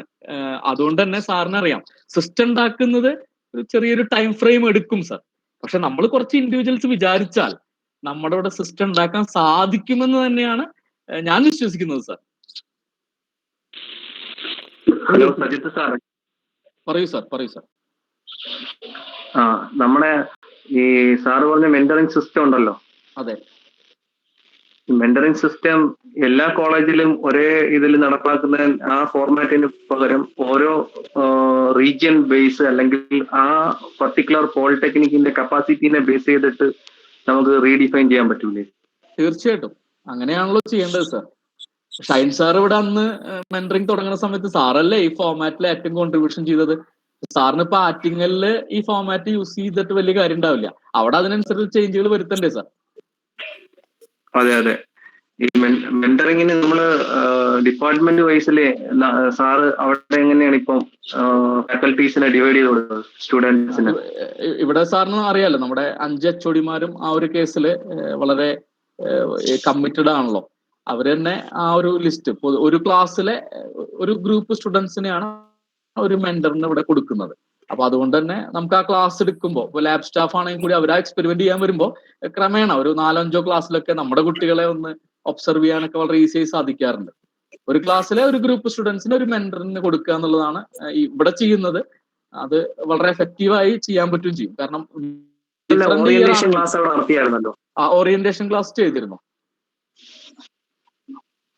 അപ്പൊ ഈ ഓറിയന്റേഷൻ ക്ലാസ്സിന് ശേഷം ആ ഓറിയന്റേഷൻ ക്ലാസ് എടുത്ത ഫാക്കൽറ്റീസിനെ ബേസ് ചെയ്തിട്ട് അവരുടെ ഡിസ്കഷനെ ബേസ് ചെയ്തിട്ട് മെന്ററിംഗിൽ എന്തെങ്കിലും സപ്പോർട്ട് മാറ്റം പറ്റിയിട്ടുണ്ടായിരുന്നോ?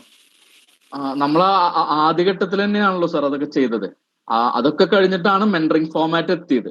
അതുകൊണ്ട് തന്നെ അവരുടെയൊക്കെ ആ നിർദ്ദേശങ്ങളൊക്കെ അനുസരിച്ചുള്ള കാര്യങ്ങൾ, അതായത് പാരന്റിനെ ഇൻവോൾവ് ചെയ്യിക്കണം, പാരന്റിനെ എല്ലാ സെമസ്റ്ററിലും നിങ്ങൾ നേരിട്ട് ഒരു പ്രാവശ്യമെങ്കിലും വിളിച്ച് കോളേജിൽ ഇരുത്തിയിട്ട് സംസാരിക്കണം, അതൊക്കെ അവർ തന്നെയാണല്ലോ പറഞ്ഞത്.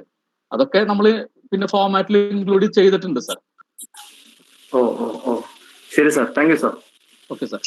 Okay, thank you sir. So നമ്മുടെ ടൈം ലിമിറ്റിനുള്ളിൽ ഒതുക്കുകയാണ്. So I would like to invite mister Akhilesh KK, the lecturer in civil engineering from Palakkad Polytechnic Engineering College, for giving an feedback on this session officially. Hello. Yes, sir. Myself Akhilesh. I am from GPTC Palakkad. Thank you, Sajid sir, for your wonderful session. And here he gave a review on NBA accreditation process, SIR criteria, then common functional bodies required, and importance of IQAC in a very simple manner. And he also explained criterion 4, that is students' performance assessment, and criterion 8, that is student support mechanism in detail. I think he shared his own experience and practices with us, and he demonstrated what are the best practices that we can take upon while we are going for NBA accreditation. And I think the discussion session was the highlight of this session. It's very nice. More than 30 minutes we discussed, we cleared our doubts, and he clarified our doubts. And also, as I said, discussed, we all should be futuristic. And overall, the session was very interesting, informative, and well explained. Thank you, sir. Thank you for your wonderful session. Thank you, Akhilesh, sir. Now I would like to invite Mr. Praveen Sharma, the lecturer in electronics department, GPTC Chelakka, for giving a feedback from our side. Good morning all. Thank you Sajith sir. ഇപ്പോൾ സജിത് സാറിനെ പറ്റി പറയുകയാണെങ്കിൽ നമ്മുടെ കോളേജിൽ തന്നെ നമുക്ക് ഈ accreditation വർക്കൊക്കെ ചെയ്യാനായിട്ടുള്ള ഇൻസ്പിറേഷനും മോട്ടിവേഷനൊക്കെ തരുന്നത് സജിത് സാറാണ്. അപ്പോൾ വളരെ നല്ലൊരു സെഷൻ ആയിരുന്നു സാറിൻ്റേത്. അതുപോലെ തന്നെ അഖിലേഷ് സാറും പറഞ്ഞ പോലെ തന്നെ ഏറ്റവും ഹൈലൈറ്റ് ആയിട്ട് വരുന്നത് ഈ ഡിസ്കഷൻ സെഷൻ തന്നെയായിരുന്നു. ഒരുപാട് ക്വസ്റ്റ്യൻസ് ആദ്യം സാർ ഇടയ്ക്ക് ക്വസ്റ്റ്യൻ ചോദിച്ചില്ലെങ്കിലും ലാസ്റ്റ് ടൈമിൽ നമുക്ക് ഒരുപാട് ക്വസ്റ്റ്യൻസ് ഡിസ്കസ് ചെയ്യാൻ പറ്റി. അപ്പോൾ thank you all the participants, and thank you Sajith sir for the session. Thank you, sir. So we are leaving now. Goodbye to all, and we'll be meeting again at 1:50 p.m. and we can start the session at 2 p.m. Okay, bye. Thank you.